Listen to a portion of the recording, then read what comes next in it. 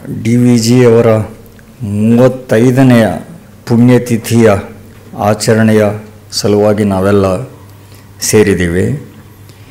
ಈ ಸಲದ ಉಪನ್ಯಾಸವನ್ನು ನಡೆಸಿಕೊಡೋದಕ್ಕೆ ವಿದ್ವಾಂಸರು ವಿದ್ವಾನ್ ಗ.ನ. ಭಟ್ಟ ಅವರು ಆಗಮಿಸಿದ್ದಾರೆ. ಅವರು ಸಂಸ್ಕೃತದಲ್ಲಿ ವಿದ್ವತ್ ಪಡೆದವರು, ಸಾಂಪ್ರದಾಯಿಕ ಅಧ್ಯಯನ ಮಾಡಿ ಅಲಂಕಾರ ಶಾಸ್ತ್ರಾದಿಗಳಲ್ಲಿ ಅವರು ವಿದ್ವತ್ ಪಡೆದವರು, ಜೊತೆಗೆ MA B.Ed ಪದವಿಗಳನ್ನು ಪಡೆದವರು. ಮೈಸೂರಿನ ಪ್ರಸಿದ್ಧ ಬನಮಯ್ಯ ಬಾಯ್ಸ್ ಹೈಸ್ಕೂಲ್ ಅಲ್ಲಿ ಸಂಸ್ಕೃತ ಅಧ್ಯಾಪಕರಾಗಿದ್ದಾರೆ. ಬರಹ, ಚಿಂತನೆ, ವಿಮರ್ಶೆ, ಪ್ರವಚನಗಳಿಗೆ ತಮ್ಮನ್ನು ಮೀಸಲಾಗಿಸಿಕೊಂಡಿದ್ದಾರೆ. ತಾಳಮದ್ದಳೆಯ ಅರ್ಥಧಾರಿಗಳಾಗಿ ಪ್ರಸಿದ್ಧಿ ಪಡೆದಿದ್ದಾರೆ. ಇಲ್ಲಿಯೂ ಕೂಡ ಅವರ ತಾಳಮದ್ದಳೆ ಕಾರ್ಯಕ್ರಮ ನಡೆದಿದೆ. ಅವರು ಅನೇಕ ನಿಯತಕಾಲಿಕಗಳಲ್ಲಿ 100ಕ್ಕೂ ಹೆಚ್ಚು ಅವರ ಮೌಲಿಕ ಲೇಖನಗಳು ಪ್ರಕಟ ಆಗಿವೆ. ಕರ್ಮವೀರ ಮೊದಲಾದ ಪತ್ರಿಕೆಗಳಲ್ಲಿ ನಾವೆಲ್ಲ ಅವರ ಲೇಖನಗಳನ್ನು ನೋಡಿರಬಹುದು. ಸುಂದರ ಹೂಗಳು ಅನ್ನುವ ಮಕ್ಕಳಿಗಾಗಿ ಬರೆದ ಕಥೆಗಳ ಸಂಕಲನವನ್ನು ಪ್ರಕಟಿಸಿದ್ದಾರೆ. ಸುಮಾರು 1 ವರ್ಷ ಕಾಲ ಜ್ಞಾನಂ ವಿಜ್ಞಾನ ಸಹಿತಂ ಆ ಪತ್ರಿಕೆಯಲ್ಲಿ SL ಭೈರಪ್ಪನವರ ಪರ್ವ ಕುರಿತು ಪರಾಮರ್ಶನ ಲೇಖನ ಸರಣಿಯನ್ನು ಅವರು ಬರೆದಿದ್ದಾರೆ. ಯಕ್ಷರಂಗ ಪತ್ರಿಕೆಯಲ್ಲಿ ಗ್ರಂಥ ವಿಮರ್ಶನ ಲೇಖನಗಳನ್ನು ಬರೀತಾ ಇರ್ತಾರೆ. ಹೀಗೆ ಒಟ್ಟಿನ ಮೇಲೆ ಸಾರಸ್ವತ ಕಾರ್ಯಕ್ಕೆ ತಮ್ಮನ್ನು ಅರ್ಪಿಸಿಕೊಂಡವರು. ಸಹಜವಾಗಿಯೇ ಡಿ ವಿ ಜಿಯವರ ಪುಣ್ಯತಿಥಿ ಎನ್ನುವುದು ನಮಗೆಲ್ಲ ಶ್ರದ್ಧೆಯ ಸಂದರ್ಭ. ಡಿ ವಿ ಜಿಯವರು ಈ ಸಂಸ್ಥೆಯ ಸ್ಥಾಪಕರು, ಕಟ್ಟಿ ಬೆಳೆಸಿದವರು ಅನ್ನೋದು ಒಂದೇ ಇದಕ್ಕೆ ಕಾರಣವಲ್ಲ. ಅವರ ವೈಚಾರಿಕ ವಾರಸಿಕೆ ಏನಿದೆ ಅದು ಬಹಳ ಕಾಲ ಉಳಿಯುವಂಥದ್ದು. ಅವರು ಸ್ವರ್ಗವಾಸಿಗಳಾಗಿ 35 ವರ್ಷ ಆಗಿದೆ. ಅಂದರೆ ಹತ್ತತ್ರ 2 ಪೀಳಿಗೆಗಳಷ್ಟು ಕಾಲ ಸಂದಿದೆ. ಆದರೂ ಅವರ ಪ್ರಮುಖ ಬರಹಗಳೆಲ್ಲ ಇವತ್ತಿಗೂ ಕೂಡ ಚಲಾವಣೆಯಲ್ಲಿ ಇವೆ, ಜನಪ್ರಿಯತೆಯನ್ನು ಉಳಿಸಿಕೊಂಡಿವೆ. ಹೀಗೆ ಅವರ ವಾರಸಿಕೆ ಜೀವಂತವಾಗಿದೆ. ಈ ಸಂಸ್ಥೆಯ ನಮಗಂತೂ ಅವರ ಸ್ಮರಣೆ, ಅವರ ಕೃತಿಗಳ ಅನುಸಂಧಾನ ಒಂದು ಸಂಸ್ಕಾರಕಾರಿಯಾದ ಕರ್ತವ್ಯವೇ ಆಗಿದೆ. ಮಂಕುತಿಮ್ಮನ ಕಗ್ಗ, ಶ್ರೀಮದ್ ಭಗವದ್ಗೀತಾ ತಾತ್ಪರ್ಯ, ಜ್ಞಾಪಕ ಚಿತ್ರಶಾಲೆ ಮೊದಲಾದ ಡಿ ವಿ ಜಿಯವರ ಕೆಲವು ಕೃತಿಗಳ ಮೇಲೆ ವ್ಯಾಖ್ಯಾನ ಕಾರ್ಯಕ್ರಮಗಳು ಮೇಲಿಂದ ಮೇಲೆ ಆಗಿವೆ. ಆದರೆ ಡಿ ವಿ ಜಿಯವರ 4-6 ಇತರ ಶ್ರೇಷ್ಠ ಕೃತಿಗಳೂ ಇವೆ. ಅವುಗಳ ಅವಲೋಕನದ ಅಗತ್ಯನೂ ಇದೆ. ಆ ದೃಷ್ಟಿಯಿಂದ ನಾವು ಮಿತ್ರರಾದ ವಿದ್ವಾನ್ ಗ.ನ. ಭಟ್ಟರನ್ನು ನಿವೇದನ ಮತ್ತು ವಸಂತ ಕುಸುಮಾಂಜಲಿ ಈ ಪದ್ಯ ಸಂಕಲನಗಳ ಬಗ್ಗೆ ಉಪನ್ಯಾಸ ಮಾಡಬೇಕು ಅಂತ ಪ್ರಾರ್ಥನೆ ಮಾಡಿದೆವು. ಡಿ ವಿ ಜಿಯವರ ಪದ್ಯಕೃತಿಗಳು ಇನ್ನೂ ಹಲವಾರಿವೆ. ಆದರೆ 1922ರಲ್ಲಿ ಪ್ರಕಟವಾದ ವಸಂತ ಕುಸುಮಾಂಜಲಿ, 1924ರಲ್ಲಿ ಪ್ರಕಟವಾದ ನಿವೇದನ ಇವು ಶ್ರೇಷ್ಠ ಕವನಗುಚ್ಛಗಳಾಗಿರೋದರ ಜೊತೆಗೆ ಕನ್ನಡ ಸಾಹಿತ್ಯ ಇತಿಹಾಸದ ದೃಷ್ಟಿಯಿಂದಲೂ ಕೂಡ ಮಹತ್ವ ಪಡೆದಿವೆ. ಇವೆರಡೂ ಮತ್ತು ಅದೇ ಸಮಯದಲ್ಲಿ ಹೊರಬಂದ BM ಶ್ರೀಕಂಠಯ್ಯನವರ ಇಂಗ್ಲಿಷ್ ಗೀತಗಳು ಇವು ನವೋದಯ ಕಾವ್ಯ ಸಾಹಿತ್ಯಕ್ಕೆ ನಾಂದಿ ರೂಪದವಾದವು ಅಂತ ಹೇಳಬಹುದು. ಅಲ್ಲಿಯವರೆಗೆ ಅದಕ್ಕೆ ಹಿಂದೆ ಅಭಿಜಾತ ಅಂದರೆ ಕ್ಲಾಸಿಕಲ್ ಪ್ರಾಕಾರದಲ್ಲಿಯೇ ನೆಲೆಯೂರಿತ್ತು ಕನ್ನಡ ಭಾಷೆ. ಅದಕ್ಕೆ ಹೊಸ ಸಂವೇದನ ರೀತಿಯೊಂದನ್ನು ಪರಿಚಯ ಮಾಡಿಸಿದವು ಈ ಕೃತಿಗಳು.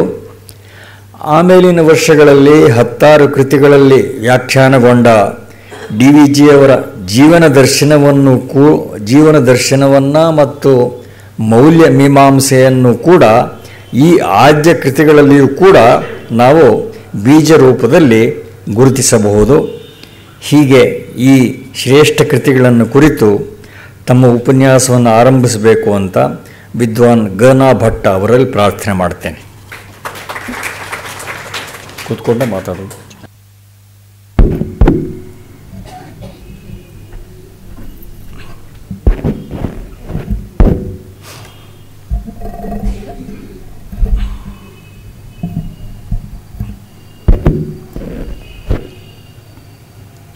ಶ್ರೀಯುತ ರಾಮಸ್ವಾಮಿಯವರೇ, ರಾಮು ಅವರೇ ಮತ್ತು ಸಾಹಿತ್ಯ ಬಂಧುಗಳೇ, ಆಧುನಿಕ ಭಾರತೀಯ ಸಾಹಿತ್ಯದ ಒಂದು ಅಶ್ವತ್ಥ ವೃಕ್ಷವೆಂದೇ ಖ್ಯಾತಿಗೊಂಡ ವಾಂಗ್ಮಯ ವಾರಿಧಿ, ವಾಂಗ್ಮಯ ತಪಸ್ವಿ ಅಂತ ಅನ್ನಿಸಿಕೊಂಡ ಡಾಕ್ಟರ್ ಡಿ ವಿ ಗುಂಡಪ್ಪನವರ 35ನೇ ಪುಣ್ಯಸ್ಮರಣೆಯ ಈ ಸಂದರ್ಭದಲ್ಲಿ ವಸಂತ ಕುಸುಮಾಂಜಲಿ ಮತ್ತು ನಿವೇದನ ಅವರ ಈ ಕೃತಿಗಳನ್ನು ಮೆಲುಕು ಹಾಕುವುದು ಅಂದರೆ ಕುವೆಂಪು ಅವರು ಹೇಳಿದಂತೆ ಬುದ್ಧಿ ಭಾವಗಳ ವಿದ್ಯುದಾಲಿಂಗನ. ಡಾಕ್ಟರ್ ಹಾಮಾನಾಯ್ಕರು ಹೇಳುವಂತೆ ಅವರ ಕೃತಿ ಬುದ್ಧಿಗೆ ಕಸರತ್ತನ್ನು, ಹೃದಯಕ್ಕೆ ಸಂತೋಷವನ್ನು ಕೊಡುವಂತಹದ್ದು ಅಂತ ಹೇಳ್ತಾರೆ. ಈ ಎರಡೂ ಮಾತುಗಳು ಖಂಡಿತಕ್ಕೂ ಅತಿಶಯೋಕ್ತಿ ಅಲ್ಲ. ಅವರು ಹೇಳಿರುವಂತಹ ಈ ಮಾತುಗಳು 100ಕ್ಕೆ 100ರಷ್ಟು ಸತ್ಯವಾದುದು. ಡಿ ವಿ ಜಿಯವರ ಯಾವುದೇ ಕೃತಿಗಳನ್ನು ಎತ್ತುಕೊಂಡ್ರೂ ಎಷ್ಟು ಓದಿದರೂ ಮತ್ತೆ ಅದು ಬೇಸರ ಅಂತ ಬರುವುದೇ ಇಲ್ಲ.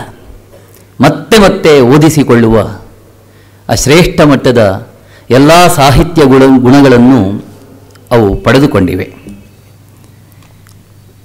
ಕನ್ನಡ ಸಾಹಿತ್ಯದ ನವೋದಯದ ಕಾಲದಲ್ಲಿ, ಅಂದರೆ 19ನೇ ಶತಮಾನದ ಆರಂಭದಲ್ಲಿ ಸಾಹಿತ್ಯ ಕ್ಷೇತ್ರದ ದಿಗ್ಧಂತಿಗಳೆನಿಸಿಕೊಂಡಿದ್ದ B M Shri, T S Venkannaiah ಅವರು, ಎ ಆರ್ ಕೃಷ್ಣಶಾಸ್ತ್ರಿಗಳು, ಮಾಸ್ತಿ ವೆಂಕಟೇಶಯ್ಯಂಗಾರರು, ಎಂ ಆರ್ ಶ್ರೀನಿವಾಸ ಮೂರ್ತಿ ಮೊದಲಾದ ಮಹನೀಯರ ಪೈಕಿ ಆಳವಾದ ಅಧ್ಯಯನ, ವಿಸ್ತಾರವಾದ ಜೀವನಾನುಭವ, ಬಹುಮುಖ ಪ್ರತಿಭೆ, ಬಹುಮುಖ ಬರವಣಿಗೆ ಮತ್ತು ಮುಕ್ತ ಮನಸ್ಸು ಇವೆಲ್ಲವನ್ನೂ ನಾವು ಗಮನಕ್ಕೆ ತಂದುಕೊಂಡರೆ ಡಿ ವಿ ಗುಂಡಪ್ಪನವರು ಅತ್ಯಂತ ಪ್ರಮುಖರಾಗಿ ನಿಲ್ಲುತ್ತಾರೆ.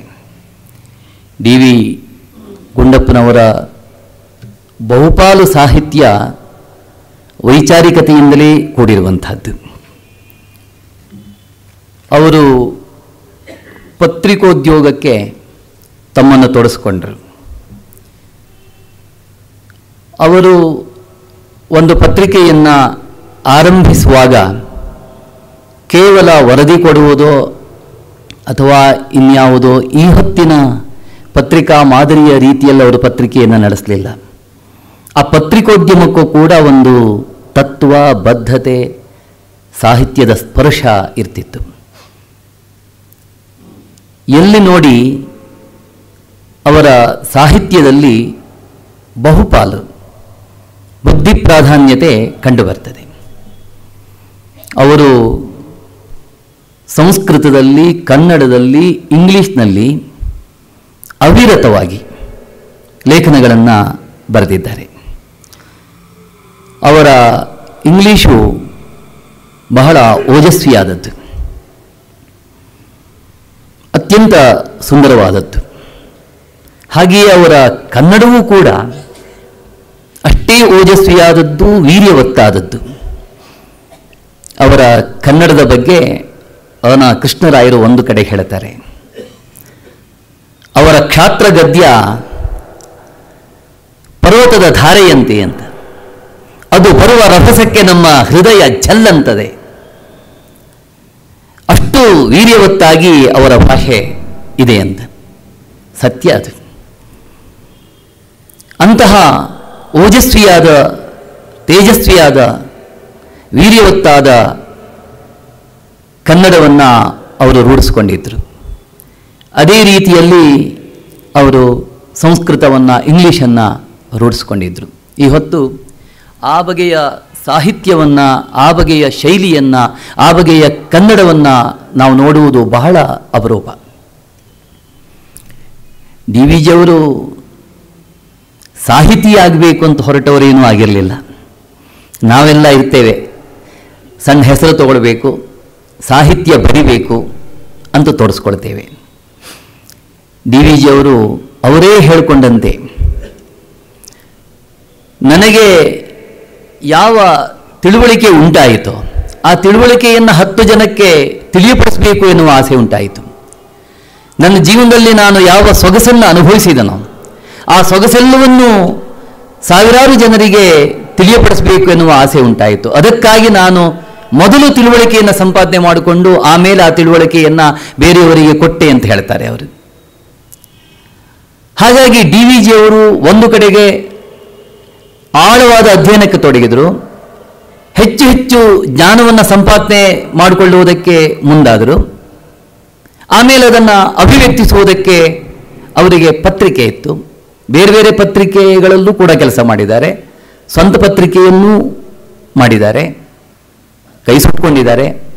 ಎಷ್ಟೋ ಸಂದರ್ಭದಲ್ಲಿ ಅದು ಯಶಸ್ವಿ ಆಗಲಿಲ್ಲ, ಅದಕ್ಕೆಲ್ಲ ಬೇರೆ ಬೇರೆ ಕಾರಣಗಳಿವೆ. ಹಾಗಾದರೆ DVG ಅವರ ಸಾಹಿತ್ಯ ಯಾವ ಬಗೆಯದು? ಉಪದೇಶಪರವಾದದ್ದೋ, ವೈಚಾರಿಕವಾದದ್ದೋ, ಭಾವಪ್ರಧಾನವಾದದ್ದೋ? ಇದಕ್ಕೆ ನಾವೊಂದು ಸ್ಪಷ್ಟ ನಿಲುವನ್ನು ಕಂಡುಕೊಳ್ಳಬೇಕು.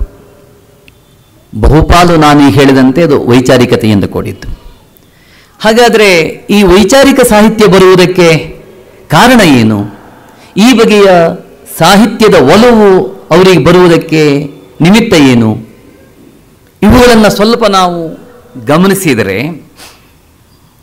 ಅವರು ಸಾಹಿತ್ಯಕ್ಕೆ ತೊಡಗಿಸಿಕೊಂಡ ಕಾಲದ ಪರಿಚಯ ನಾವು ಮಾಡಿಕೊಳ್ಬೇಕು.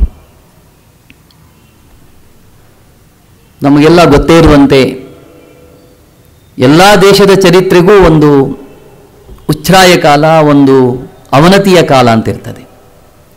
ನಮ್ಮ ದೇಶದ ಸಾಹಿತ್ಯ ಚರಿತ್ರೆಗೂ ಅಂತಹ ಒಂದು ಅವನತಿಯ ಸ್ಥಿತಿ ಉಂಟಾಗಿತ್ತು.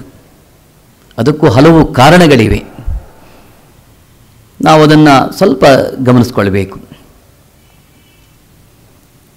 ಯಾವಾಗ ನಮ್ಮ ದೇಶ ಪರತಂತ್ರ ಆಯಿತೋ, ಯಾವಾಗ ಬ್ರಿಟಿಷರು ಬಂದು ನಮ್ಮ ದೇಶವನ್ನು ಆಳ್ವಿಕೆ ಮಾಡುವುದಕ್ಕೆ ಶುರು ಮಾಡಿದರು, ಆಗ ಅದಕ್ಕೂ ಸ್ವಲ್ಪ ಹಿಂದೆ ನಮ್ಮ ಸಾಹಿತ್ಯಕ್ಕೆ ಒಂದು ಮಂಕು ಬಡಿಯಿತು.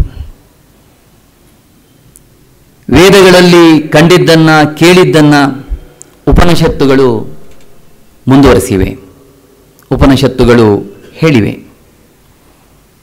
ಭಗವದ್ಗೀತೆ ಹೇಳಿದೆ, ಬೇರೆ ಬೇರೆ ಸಾಹಿತ್ಯಗಳು ಹೇಳಿಕೊಂಡು ಬಂದಿವೆ. ಸಾಂಖ್ಯ, ವೈಶೇಷಿಕ ಮೊದಲಾದ ದರ್ಶನಶಾಸ್ತ್ರಗಳು ಅವನ್ನು ಮುಂದುವರೆಸಿವೆ. ವೇದದ ತಿರುಳೇನು, ಸ್ವಾರಸ್ಯ ಏನು, ಇವುಗಳ ಬಗ್ಗೆ ಹಾಗೆ ಹೇಳ್ತಾ ಇರುವಾಗಲೇ ನಮ್ಮ ದೇಶಕ್ಕೆ ಗ್ರೀಕರು ಬಂದರು, ಕುಶಾನರು, ಹೂಣರು ದಾಳಿ ಮಾಡಿದರು. ಆ ಸಂದರ್ಭದಲ್ಲಿ ನಮ್ಮ ಸಂಸ್ಕೃತಿ, ಹಿಂದೂ ಸಂಸ್ಕೃತಿ ಅದನ್ನು ಜೀರ್ಣ ಮಾಡಿಕೊಂಡಿತು. ಯಾವುದನ್ನು ಜೀರ್ಣ ಮಾಡಿಕೊಳ್ಳಲಿಲ್ಲ? ಇಸ್ಲಾಂ ಪಂಗಡ ಬಂದಾಗ, ಇಸ್ಲಾಮರು ನಮ್ಮ ಮೇಲೆ ದಾಳಿ ಮಾಡಿದಾಗ, ಆಕ್ರಮಣ ಮಾಡಿದಾಗ, ನಮ್ಮ ದೇವಾಲಯಗಳನ್ನು ಒಡೆದಾಗ, ತಮ್ಮದೇ ಆದ ಅವರ ಐಡೆಂಟಿಟಿಯನ್ನು ತೋರಿಸಿಕೊಳ್ಳಿಕ್ಕೆ ತೊಡೆದಾಗ ಅವರ ಮತ ಮತ್ತು ನಮ್ಮ ಮತ ಸಮನ್ವಯ ಸಾಧಿಸಲಿಲ್ಲ. ಈ ಹೊತ್ತಿಗೂ ಕೂಡ ನಾವು ಮುಸ್ಲಿಮರನ್ನು ನಮ್ಮ ಮುಖ್ಯ ಸಾಂಸ್ಕೃತಿಕ ವಾಹಿನಿಯಲ್ಲಿ ಸೇರಿಸ್ಕೊಳ್ಳಿಕ್ಕಾಗಲೇ ಇಲ್ಲ. ಹಾಗೆ ಸಾಂಸ್ಕೃತಿಕ ವಾಹಿನಿಯಲ್ಲಿ ಸೇರಿಸ್ಕೊಳ್ಳೋದಕ್ಕೆ ನಮ್ಮ ರಾಜಕಾರಣಿಗಳು ಬಿಡುವುದೂ ಇಲ್ಲ. ಇದು ಬೇರೆ ಸ್ಥಿತಿ ಹೊತ್ತು. ಅಲ್ಲಿಂದ ಇಲ್ಲಿವರೆಗೂ ಕೂಡ ಅವರೇ ಬೇರೆ, ನಾವೇ ಬೇರೆ. ನನ್ನ ಸ್ನೇಹಿತ ಒಬ್ಬ ಶ್ರೀರಂಗಪಟ್ಟಣಕ್ಕೆ ಬಂದಾಗ ಹೇಳ್ತಿದ್ದಾನು, ಅಲ್ಲಿ ದರಿಯಾ ದೌಲತ್ತಿಗೆಲ್ಲ ಕರ್ಕೊಂಡು ಹೋಗಿದ್ದೆ. ನೋಡಿ ಸರ್, ಅವರು ಮೊಟ್ಟ ಮೊದಲು ತಮ್ಮ ಐಡೆಂಟಿಟಿಯನ್ನು ಹೇಗೆ ತೋರಿಸ್ಕೊಳ್ತಾರೆ ಅಂತ. ಮೀಸೆ ಇಲ್ಲದ ಗಡ್ಡ, ಸ್ಕಲ್ ಟೋಪಿ, ಲುಂಗಿ ಮೇಲೊಂದು ವಿಚಿತ್ರ ಜುಬ್ಬ. ಇದು ಪ್ರತ್ಯೇಕತೆ, ಅವರ ಐಡೆಂಟಿಟಿ. ನಾವು ನಿಮಗಿಂತ ಭಿನ್ನ ಅನ್ನುವುದನ್ನು ಅವರು ತೋರಿಸ್ಕೊಳ್ತಾರೆ, ಹೆಜ್ಜೆ ಹೆಜ್ಜೆಗೆ ತೋರಿಸ್ಕೊಳ್ತಾರೆ. ಹೀಗೆ ಎರಡು ಸಂಸ್ಕೃತಿ ಮುಖಾಮುಖಿಯಾಗಿ ಬೆರಿಲಿಲ್ಲ. ಹೀಗೆ ಗತಿರಹಿತವಾಗಿದ್ದಂತಹ ಸಂದರ್ಭದಲ್ಲಿ, ನಮ್ಮ ಅಂತಃಸತ್ವವನ್ನು ಕಳೆದುಕೊಳ್ತಾ ಇದ್ದ ಸಂದರ್ಭದಲ್ಲಿ ಬ್ರಿಟಿಷರು ಆಗಮಿಸಿದರು. ವ್ಯಾಪಾರೋದ್ದೇಶಕ್ಕೆ ಬಂದು ನಮ್ಮ ದೇಶವನ್ನೇ ಆಳುವುದಕ್ಕೆ ಶುರು ಮಾಡಿದರು. ರಾಜಕೀಯ ಸ್ವಾತಂತ್ರ್ಯ ಹೊರಟು ಹೋಯಿತು. ಈ ಮಧ್ಯದಲ್ಲಿ ವಿಜಯನಗರ ಸಾಮ್ರಾಜ್ಯದ ಅರಸರು ರಾಷ್ಟ್ರಕೂಟರು, ಚಾಳುಕ್ಯರು, ಕೆಲವು ಮೊಘಲರು, ಮಹಾರಾಷ್ಟ್ರದವರು, ಇವರೆಲ್ಲ ಸಾಹಿತ್ಯದ ಬಗ್ಗೆ, ಶಿಲ್ಪದ ಬಗ್ಗೆ, ಸಂಗೀತದ ಬಗ್ಗೆ ಬೇರೆ ಬೇರೆ ಕೆಲಸ ಮಾಡಿದ್ದಾರೆ ಅವರು. ಇಷ್ಟು ಮಾಡಿದರೂ ಕೂಡ ತಲೆ ಎತ್ತಿ ನಿಲ್ಲುವುದಕ್ಕೆ ಆಗಲೇ ಇಲ್ಲ. ಈ ಸಂದರ್ಭದಲ್ಲಿ ಡಿ ವಿ ಜಿಯವರು ಉತ್ಸಾಹಿ ತರುಣ. ಇಂತಹ ವಾತಾವರಣ ಆಗ ಇತ್ತು. 19ನೇ ಶತಮಾನ ಆರಂಭ, 20ನೇ ಶತಮಾನದ ಆರಂಭ, 20ನೇ ಶತಮಾನದ ಆರಂಭ. ಈ ಮಧ್ಯದಲ್ಲಿ ಏನಾಗಿದೆ ಅನ್ನೋದನ್ನು ನಾವು ಸ್ವಲ್ಪ ಗಮನಿಸಬೇಕು. ಪಾಶ್ಚಾತ್ಯ ವಿದ್ವಾಂಸರು ಇಲ್ಲಿಗೆ ಬಂದರು, ಯುರೋಪಿಯನ್ಸ್ ಬಂದರು, ಬ್ರಿಟಿಷರು ಎಲ್ಲ ಆಗಮಿಸಿದರು. ಅವರು ಬಂದು ನಮ್ಮ ಸಂಸ್ಕೃತ ಗ್ರಂಥಗಳನ್ನು ತೆಗೆದರು, ಸಂಸ್ಕೃತ ಗ್ರಂಥಗಳನ್ನು ಇಂಗ್ಲೀಷಿಗೆ ಟ್ರಾನ್ಸ್ಲೇಷನ್ ಮಾಡಿದರು, ಅವುಗಳ ಹಿರಿಮೆಯನ್ನು, ಗರಿಮೆಯನ್ನು ಎತ್ತಿ ಹೇಳಿದರು, ಅದರ ಸ್ವಾರಸ್ಯವನ್ನು ಎತ್ತಿ ಹೇಳಿದರು. ಆಗ ಭಾರತೀಯರಿಗೆ ನಮ್ಮ ಸಾಹಿತ್ಯದ ಅರಿವು ಬ್ರಿಟಿಷರ ಮೂಲಕ ಆಗುವಂಥ ಸ್ಥಿತಿ ಉಂಟಾಯಿತು. ಬ್ರಿಟಿಷರು ಓಹೋ, ನಮ್ಮ ಸಾಹಿತ್ಯವನ್ನು ಇಷ್ಟೊಂದು ಸ್ಟಡಿ ಮಾಡ್ತಾ ಇದ್ದಾರೆ, ನಮ್ಮವರು ಇದು ಇತ್ತೀಚೆಗೆ ಹೊಸ ಗಾಳಿ ಬೀಸ್ತಾ ಇದೆ, ಅದು ಬೇರೆ ಪ್ರಶ್ನೆ. ಒಂದು ರೀತಿಯ ಬೌದ್ಧಿಕ ದಾಸ್ಯ ನಮ್ಮವರಲ್ಲಿ ಹುಟ್ಕೊಂಡು ಬಿಡುತ್ತು. ಆ ಸಂದರ್ಭದಲ್ಲಿ ಮ್ಯಾಕ್ಸ್ ಮುಲ್ಲರ್ನನ್ನು ಮೋಕ್ಷ ಮೂಲರ ಅಂತ ಕರೆದು ಅವನನ್ನು ಅಟ್ಟಕ್ಕೆ ಏರಿಸಿ ಪೂಜಿಸುವ ಮಟ್ಟಕ್ಕೆ ನಮ್ಮ ಜನ ಹೋಗ್ಬಿಟ್ರು. ಪಾಶ್ಚಾತ್ಯರಿಲ್ಲದೆ ನಮ್ಮ ದೇಶಕ್ಕೆ ಭವಿಷ್ಯವೇ ಇಲ್ಲ ಎನ್ನುವ ಮಟ್ಟಕ್ಕೆ ಜನ ತೀರ್ಮಾನ ಮಾಡಲಿಕ್ಕೆ ಹೋದರು. ಈ ಸಂದರ್ಭದಲ್ಲಿ ನೋಡಿ ವಾತಾವರಣ ಹೇಗಿತ್ತು. ಮಬ್ಬು ಕವಿದಿದ್ದ ಕಾಲದಲ್ಲಿ ಮೂಢನಂಬಿಕೆಗಳು, ಕಂದಾಚಾರಗಳು, ವಿಧವೆಯರನ್ನು ಬೆಂಕಿಯಲ್ಲಿ ಹಾಕಿ ಸುಡುವುದು, ಇಂಥದ್ದು ಬೇಕಾದಷ್ಟು ಅಮಾನುಷವಾದ ರೀತಿ ನೀತಿಗಳೆಲ್ಲ ಇದ್ದವು ನಮ್ಮಲ್ಲಿ. ಆಗಲೇ ರಾಜಾ ರಾಮ್ ಮೋಹನ್ ರಾಯರು ಇಂಗ್ಲಿಷ್ ಓದ್ಕೊಂಡಿದ್ರು, ಅವರಿಂದ ಪ್ರಭಾವಿತರಾದರು. ನಾವೇನು ಮಾಡಬೇಕು, ನಾವು ಹೇಗಿರಬೇಕು, ಮೂಢನಂಬಿಕೆಗಳ ವಿರುದ್ಧ ಸಮರವನ್ನೇ ಸಾರಿದರು ಅವರು. ಇಂಥ ಸಂದರ್ಭದಲ್ಲಿ ನಮಗೆ ದಿಕ್ಕು ತೋಚದೇ ಇರುವ ವಾತಾವರಣ ನಿರ್ಮಾಣ ಆಯಿತು. ನಮಗೆ ಬ್ರಿಟಿಷರನ್ನು ಅನುಸರಿಸದೇ ಇದ್ದರೆ ಮಾರ್ಗವೇ ಇಲ್ಲ, ಗತಿಯೇ ಇಲ್ಲ ಅನ್ನುವ ಮಟ್ಟಕ್ಕೆ ನಮ್ಮ ಜನ ತೀರ್ಮಾನ ಮಾಡಿಕೊಂಡಿದ್ರು. ಈ ಸಂದರ್ಭದಲ್ಲಿ ಅವರ ಅಪಪ್ರಚಾರಗಳು ಬೇರೆ. ಭಾರತೀಯರು ಅಂದರೆ ಅನಾಗರಿಕರು, ಅವರ ಹಿಂದೂ ಸಂಸ್ಕೃತಿ ಮೂಢನಂಬಿಕೆಗಳ ಕಾಡು, ಅದರಲ್ಲಿ ಏನೂ ಇಲ್ಲ. ಅವರ ಸಾಹಿತ್ಯ ತುಂಬ ಭಾವಶಬಲತೆಯಿಂದ ಕೂಡಿದೆ, ತುಂಬ ಬಾಲಿಶವಾದದ್ದು. ಈ ಮಟ್ಟಕ್ಕೆ ತೀರ್ಮಾನ ಮಾಡಲಿಕ್ಕೆ ಹೋದರು. ಒಂದು ಕಡೆಗೆ ಮೂರ್ತಿ ಪೂಜೆಯನ್ನು ಖಂಡಿಸುವ ಬ್ರಹ್ಮ ಸಮಾಜ, ವೇದ ಪ್ರಮಾಣವನ್ನು ಒಪ್ಪದೇ ಇದ್ದದ್ದು. ಇನ್ನೊಂದು ಕಡೆಗೆ ವೇದ ಪ್ರಾಮಾಣ್ಯವನ್ನು ಅಂಗೀಕರಿಸಿ ಯಜ್ಞಯಾಗಾದಿಗಳನ್ನು ಪ್ರೋತ್ಸಾಹಿಸುವ ಆರ್ಯ ಸಮಾಜ. ಈ ಮಧ್ಯದಲ್ಲಿ ಒಂದು ಬಗೆಯ ಅದೃಷ್ಟವಾದ ಫೇಟಲಿಸಮ್, ಎಲ್ಲದಕ್ಕೂ ವಿಧಿಯೇ ಕಾರಣ, ಹಣೆ ಬರಹ ಕಾರಣ, ನಮ್ಮ ಕರ್ಮ ಕಾರಣ ಎನ್ನುವ ಮಟ್ಟಕ್ಕೆ ಹೀಗೆ ಆರ್ಯ ಸಮಾಜ, ಬ್ರಹ್ಮ ಸಮಾಜ, ಬ್ರಿಟಿಷರಿಂದು, ಕ್ರೈಸ್ತ ಮಿಷನರಿಗಳ ಹಾವಳಿ, ಈ ರೀತಿಯ ಗೋಜಲು ಗೊಂದಲ ನಿರ್ಮಾಣ ಆಗಿರುವ ಸಂದರ್ಭದಲ್ಲಿ ಡಿ ವಿ ಗುಂಡಪ್ಪನವರು ಆ ಪರಿಸ್ಥಿತಿಯನ್ನು ಕಂಡು ಅಧ್ಯಯನ ಮಾಡಿ ಇದಕ್ಕೆ ಏನು ಪರಿಹಾರ ಮಾಡಬೇಕು, ನಮ್ಮತನವನ್ನು ಹೇಗೆ ತೋರಿಸ್ಕೊಡಬೇಕು ನಮ್ಮ ಜನಕ್ಕೆ ಅನ್ನೋದ್ರ ಬಗ್ಗೆ ಅವರು ಚಿಂತನೆಗೆ ತೊಡಗಿದರು. ಒಂದು ಪರಿಷ್ಕಾರ ಮಾಡುವುದಕ್ಕೆ, ಒಂದು ಸಂಸ್ಕಾರ ಕೊಡುವುದಕ್ಕೆ, ಈ ಎಲ್ಲ ನಿರ್ವಿಣ್ಯತೆಗೆ, ನಿರ್ವೀರ್ಯತೆಗೆ ಕಾರಣ ಏನು ಅಂತ ಹುಡುಕುವುದಕ್ಕೆ ಹೊರಟರು. ಇದಕ್ಕೆ ಮೂಲ ಕಾರಣ ಯಾವುದು, ಆದಿ ಕಾರಣ ಯಾವುದು ಅನ್ನುವುದಕ್ಕೆ ಡಿ ವಿ ಜಿ ಅವರು ಹೊರಟರು. ಈ ಸಂದರ್ಭದಲ್ಲಿ ನಾವು ನೆನಪಿಟ್ಕೊಳ್ಬೇಕು, ಅಜ್ಞಾನಿಗಳು ಈ ನಮಗೆ ಬ್ರಿಟಿಷರಿಂದ ಒಳ್ಳೆಯದು ಆಗಿದೆ, ಕೆಟ್ಟದ್ದು ಆಗಿದೆ. ಡಿ ವಿ ಜಿಯವರು ಹಂಸಕ್ಷೇದ ನ್ಯಾಯದವರು, ಒಳ್ಳೆಯದನ್ನು ತಗೊಳ್ಳುವವರು, ಕೆಟ್ಟದ್ದನ್ನು ಬಿಡುವವರು. ಈ ಮಧ್ಯದಲ್ಲಿ ಡಿ ವಿ ಜಿಯವರು ಸಾಕಷ್ಟು ಇಂಗ್ಲಿಷ್ ಸಾಹಿತ್ಯಗಳನ್ನು ಓದ್ಕೊಂಡಿದ್ದರು. ಅವರು ಎಂತೆಂಥ ಸಾಹಿತ್ಯಗಳನ್ನು ಓದ್ಕೊಂಡಿದ್ರು ಅನ್ನೋದನ್ನು ಎ ಎನ್ ಮೂರ್ತಿರಾಯರು ಜನತಾ ಜನಾರ್ದನ ಪುಸ್ತಕದಲ್ಲಿ ಬರೀತಾರೆ. ಬಹಳ ಸೊಗಸಾಗಿದೆ. ಡಿ ವಿ ಜಿ ಅವರ ಪಾಂಡಿತ್ಯ ಅಂತಲೇ ಒಂದು ಅವರ ವ್ಯಕ್ತಿತ್ವ ಪರಿಚಯ ಮಾಡಿಕೊಡುವಂತಹದ್ದು. George Eliot, Dickens, Thackeray, Hardy ಮೊದಲಾದ ಕಾದಂಬರಿಕಾರರನ್ನೆಲ್ಲ ಓದ್ಕೊಂಡಿದ್ರು. ಅವರ ಕಾದಂಬರಿಗಳನ್ನೆಲ್ಲ ಓದ್ಕೊಂಡಿದ್ರು. Bacon, Addison, Steele, Ruskin, Carlyle Arnold Hazlitt ಇವರನ್ನೆಲ್ಲ ಓದ್ಕೊಂಡಿದ್ದರು. ಶೇಕ್ಸ್ಪಿಯರನ್ನಂತೂ ಓದ್ಕೊಂಡಿದ್ದರು, ಅದರ ಸಂಶಯವೇ ಇಲ್ಲ. ಆಮೇಲೆ ಯುರೋಪಿನ ರಾಜ್ಯಶಾಸ್ತ್ರ ಅತ್ಯಂತ ಪ್ರಮುಖವಾದ್ದು decline and fall of the Roman empire, ಅದನ್ನು ಕೂಡ ಆಳವಾಗಿ ಓದ್ಕೊಂಡಿದ್ದರು. ಎಡ್ಮಂಡ್ ಬರ್ಕು, ಜೆ ಎಫ್ ರೂಡು, ಬೇಜಟ್ ಇವರನ್ನೆಲ್ಲ ಸ್ವಾಧೀನಪಡಿಸ್ಕೊಂಡಿದ್ದರು. ಇಷ್ಟಲ್ಲದೇನೆ ಸಂಸ್ಕೃತದ ವಾಲ್ಮೀಕಿ, ವ್ಯಾಸ, ಕಾಳಿದಾಸ, ಭಾಸ ಮೊದಲಾದ ದೊಡ್ಡ ದೊಡ್ಡ ಸಾಹಿತಿಗಳ, ಕವಿಗಳ ಕೃತಿಗಳನ್ನು ಓದ್ಕೊಂಡಿದ್ದರು, ದರ್ಶನವನ್ನು ಓದ್ಕೊಂಡಿದ್ದರು. ಒಂದು ಕಡೆಗೆ ಆಳವಾಗಿ ಸಂಸ್ಕೃತವನ್ನು ಅಧ್ಯಯನ ಮಾಡಿಕೊಂಡಿದ್ದರು, ಇನ್ನೊಂದು ಕಡೆಗೆ ಇಂಗ್ಲೀಷನ್ನು ಅಷ್ಟೇ ಆಳವಾಗಿ ಅಧ್ಯಯನ ಮಾಡಿಕೊಂಡಿದ್ದರು. ಕನ್ನಡದಲ್ಲಂತವರಿಗೆ ಪ್ರಭುತ್ವ ಇತ್ತು. ಇದರಿಂದಾಗಿ ಅವರ ವೈಚಾರಿಕತೆ ಹೊಸ ಹೊಳಪಿನಿಂದ, ಹೊಸ ಕಾಂತಿಯಿಂದ, ಹೊಸ ಪ್ರಭೆಯಿಂದ ಮಿಂಚಿತು. ಅವರ ಸಾಹಿತ್ಯ, ಅವರು ಎಷ್ಟು ಆಧುನಿಕರಾಗಿದ್ದರು, ಎಷ್ಟು ಹೊಸತನ ಅವರಲ್ಲಿತ್ತು, ಅದೆಂತಹ ವಿದ್ಯುದ್ವೇಗದ ಗುಣ ಅವರಲ್ಲಿತ್ತು ಅನ್ನುವುದನ್ನು ಅವರ ಕೃತಿ ಓದಿದವರಿಗೆ ಅರ್ಥ ಆಗ್ತದೆ. ಡಿ ವಿ ಜಿಯವರ ಮಾತಿನಲ್ಲಿ ಪಾಂಡಿತ್ಯದ ವಿಜೃಂಭಣೆ ಇರ್ತಿರ್ಲಿಲ್ವಂತೆ. ಬೇಕು ಎಂದಾಗ ಆ ಸಾರೋಕ್ತಿಗಳೆಲ್ಲ ಅವರ ಬಾಯಿಂದ ಬರ್ತಿದ್ವಂತೆ. ಹೇಳುವುದನ್ನು ಅಚ್ಚುಕಟ್ಟಾಗಿ ಹೇಳಬೇಕು, ಅದು ಅವರ ನಿಲುವಾಗಿತ್ತಂತೆ. ಅದನ್ನು ಮೂರ್ತಿರಾಯರೇ ಹೇಳ್ತಾರೆ. ಈ ಹಿನ್ನೆಲೆಯಲ್ಲಿ ಅವರು ಓದ್ಕೊಂಡಿದ್ರು. ಆಗ ಈ ದೇಶಕ್ಕೆ ಹೊಸದು ಏನು ಕೊಡಬಹುದು ನೋಡಿ. ಈ ಹೊತ್ತಿಗೂ ಕೂಡ ಅವರು ಯಾವುದೇ ಕೃತಿಯನ್ನು ಎತ್ತುಕೊಳ್ಳಿ, ಇವತ್ತಿನ ಸಾಹಿತಿಗಳಿಗೆ ಕೂಡ ಹೇಳಲಿಕ್ಕಾಗೋದಿಲ್ಲ, ಅಷ್ಟು ಆಧುನಿಕ ವಿಚಾರವನ್ನು ಹೇಳ್ತಾರೆ. ಯಾವ ಸಾಹಿತ್ಯ ಸಾರ್ವಕಾಲಿಕ ಮೌಲ್ಯವನ್ನು ಪಡೀತದೆಯೋ ಅದೇ ಶ್ರೇಷ್ಠ ಸಾಹಿತ್ಯ ಅಂತ ಹೇಳ್ತಾರೆ. ಡಿ ವಿ ಗುಂಡಪ್ಪನವರು ಹೇಳಿದ 50-60 ವರ್ಷಗಳಿಂದ ಹೇಳಿದ ಮಾತು ಇವತ್ತು ಪ್ರಸ್ತುತ, ಇವತ್ತೇ ನಡೀತಾ ಇದೆಯೇನೋ ಅನ್ನುವಂತೆ ನಮಗೆ ಭಾಸ ಆಗ್ತದೆ.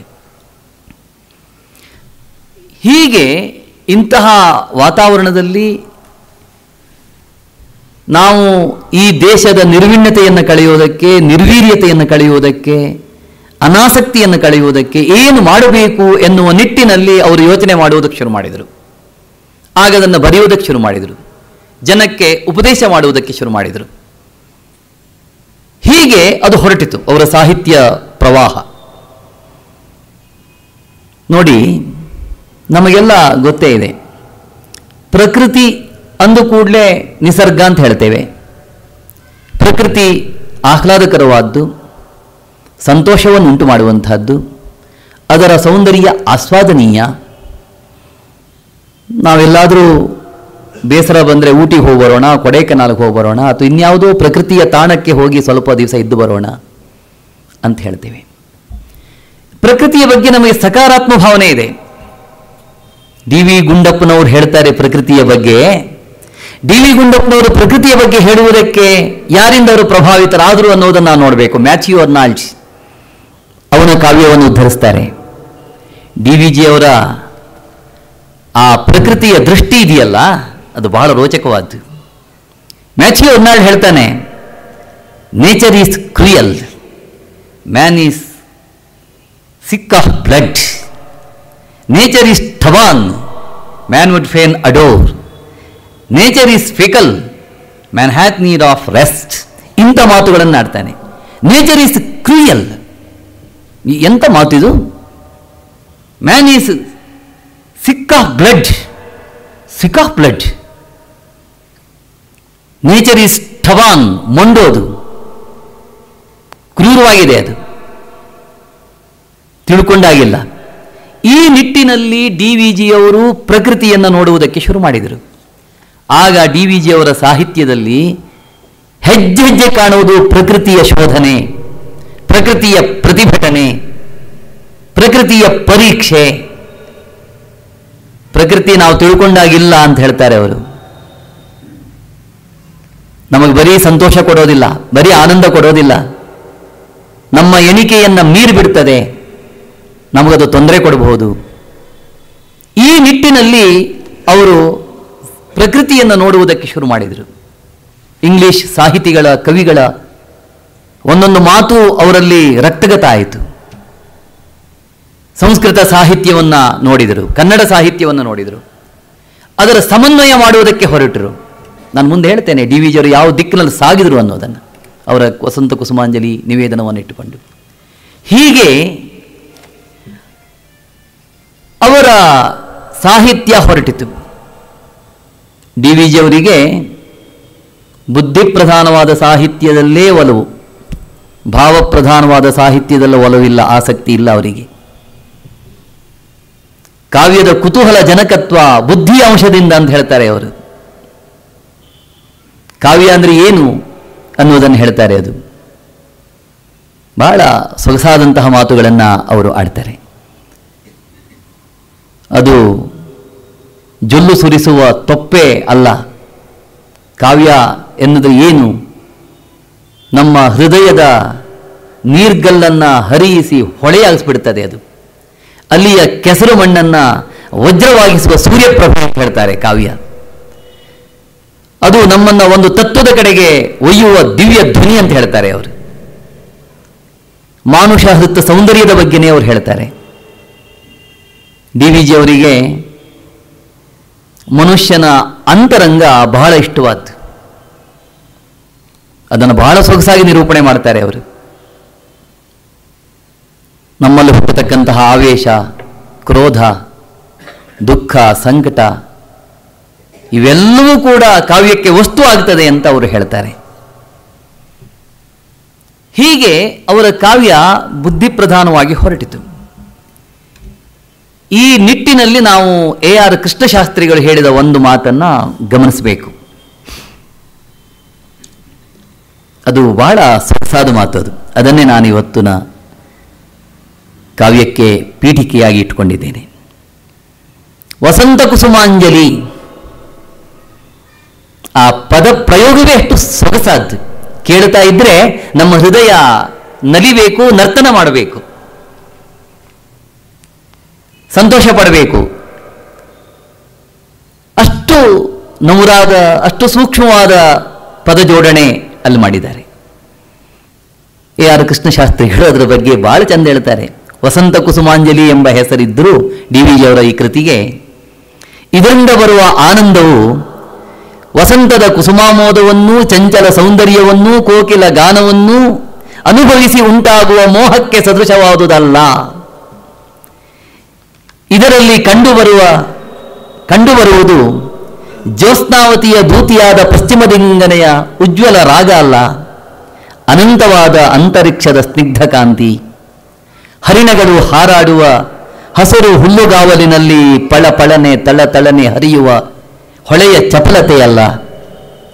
ಮಹಾಮಹಿಮಾಶಾಲಿಯಾದರೂ ಮೇರೆ ಮೀರದೆ ಅಖಂಡವಾಗಿ ನಿಂತಿರುವ ಸಮುದ್ರರಾಜನ ಗಾಂಭೀರ್ಯ.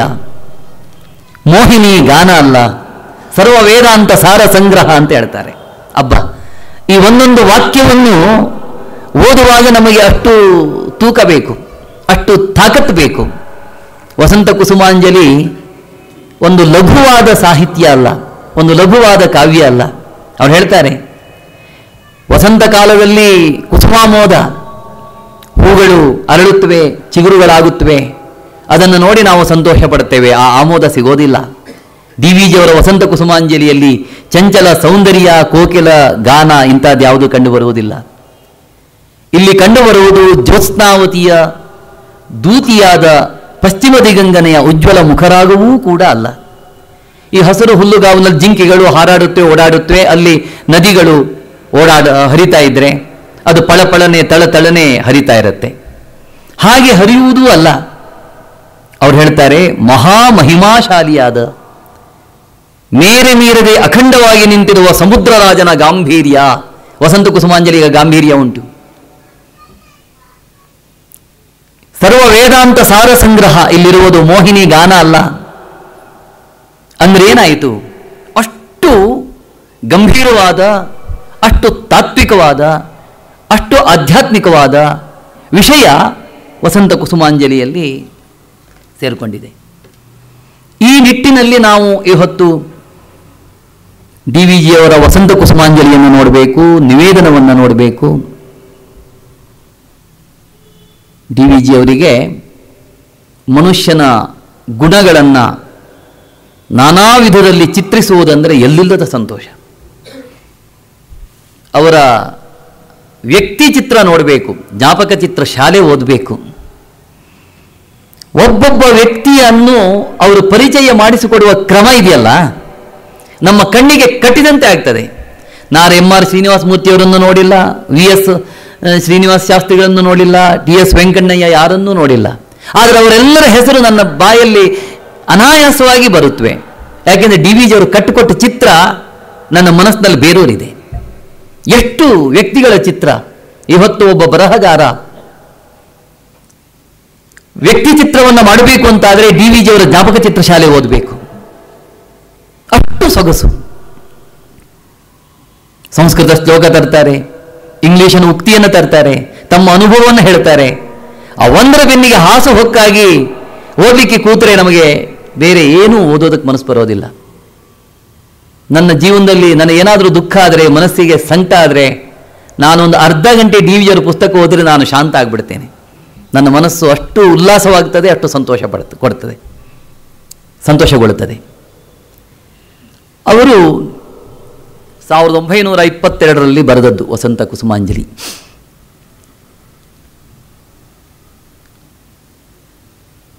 ಈ ವಸಂತ ಕುಸುಮಾಂಜಲಿಯಲ್ಲಿ 2 ಭಾಗವನ್ನು ಮಾಡಿದ್ದಾರೆ. ಒಂದು,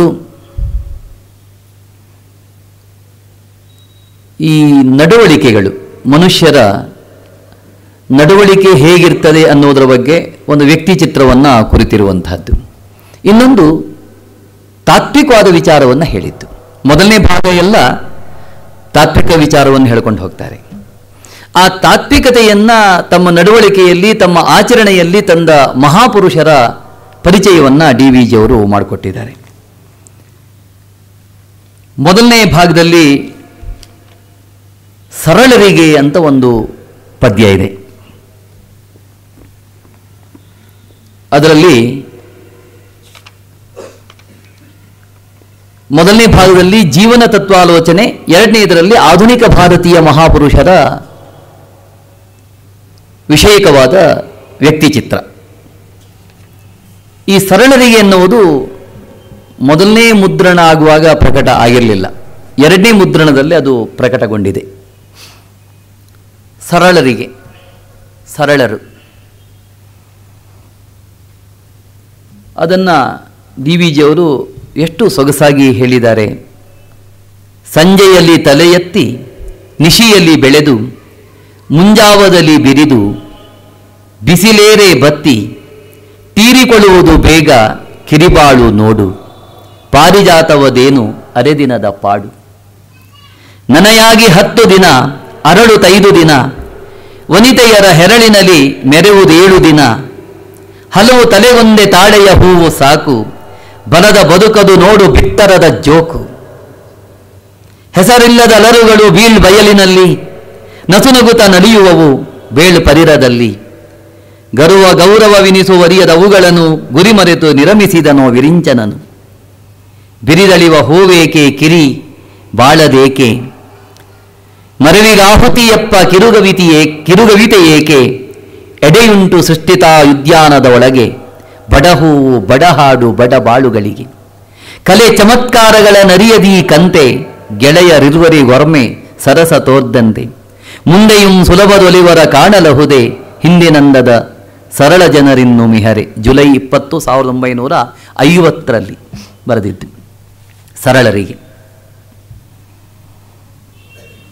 ಡಿ.ವಿ.ಜಿ ಅವರು ಈ ಸರಳರಿಗೆ ಅಂತ ಬರೆಯುವಾಗ ಇಲ್ಲಿ ಪುಷ್ಪ ಪ್ರಪಂಚದ ಸೊಗಸನ್ನು ಇಟ್ಟುಕೊಂಡು ಹೂಗಳನ್ನು ಒಂದು ರೂಪಕವಾಗಿ ಬಳಸಿ ಸರಳತೆಯ ಬಗ್ಗೆ ಹೇಳಿದ್ದಾರೆ.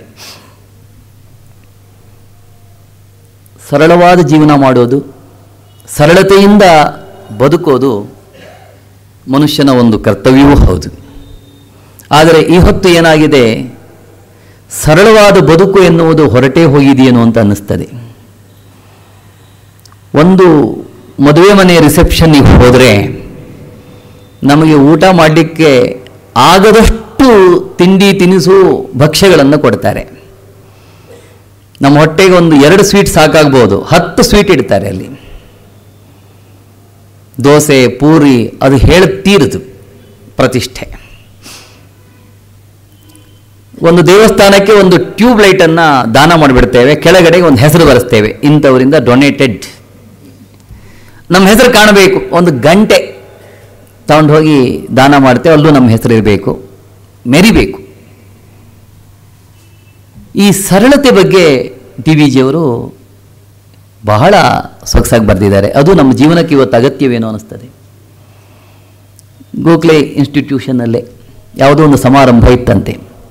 AR ಕೃಷ್ಣಶಾಸ್ತ್ರಿಗಳು ಬಂದಿದ್ದಾರೆ, ದೊಡ್ಡ ವಿದ್ವಾಂಸರು. ಅವರ ಬಗ್ಗೆ ಡಿ ವಿ ಜಿಯವರು ಹೇಳೋದು ಆಗರ್ಭ ವಿದ್ವಾಂಸರು ಅಂತ. ನಮಗೆ ಆಗರ್ಭ ಶತ್ರುಗಳ ಬಗ್ಗೆ ಗೊತ್ತು, ಆಗರ್ಭ ಶ್ರೀಮಂತರ ಬಗ್ಗೆ ಗೊತ್ತು. ಆಗರ್ಭ ವಿದ್ವಾಂಸರು ಬಂದ್ರಂತೆ. ಏನು ಸಮಾರಂಭ ಅಂತ ಕೃಷ್ಣಶಾಸ್ತ್ರಿಗಳು ಕೇಳಿದ್ರಂತೆ. ಏನೋ ಇದೆ, ಇದಕ್ಕೆ ಎಷ್ಟು ಖರ್ಚಾಗ್ತದೆ? ಡಿ ವಿ ಜಿಯವರನ್ನು ಕೇಳಲಿಲ್ಲಂತೆ, ಬೇರೆ ಯಾರನ್ನ ಕೇಳಿ ತಿಳ್ಕೊಂಡ್ರಂತೆ ಅವರು, ಇಷ್ಟೊಂದು ಆಗ್ಬೋದು ಅಂತ.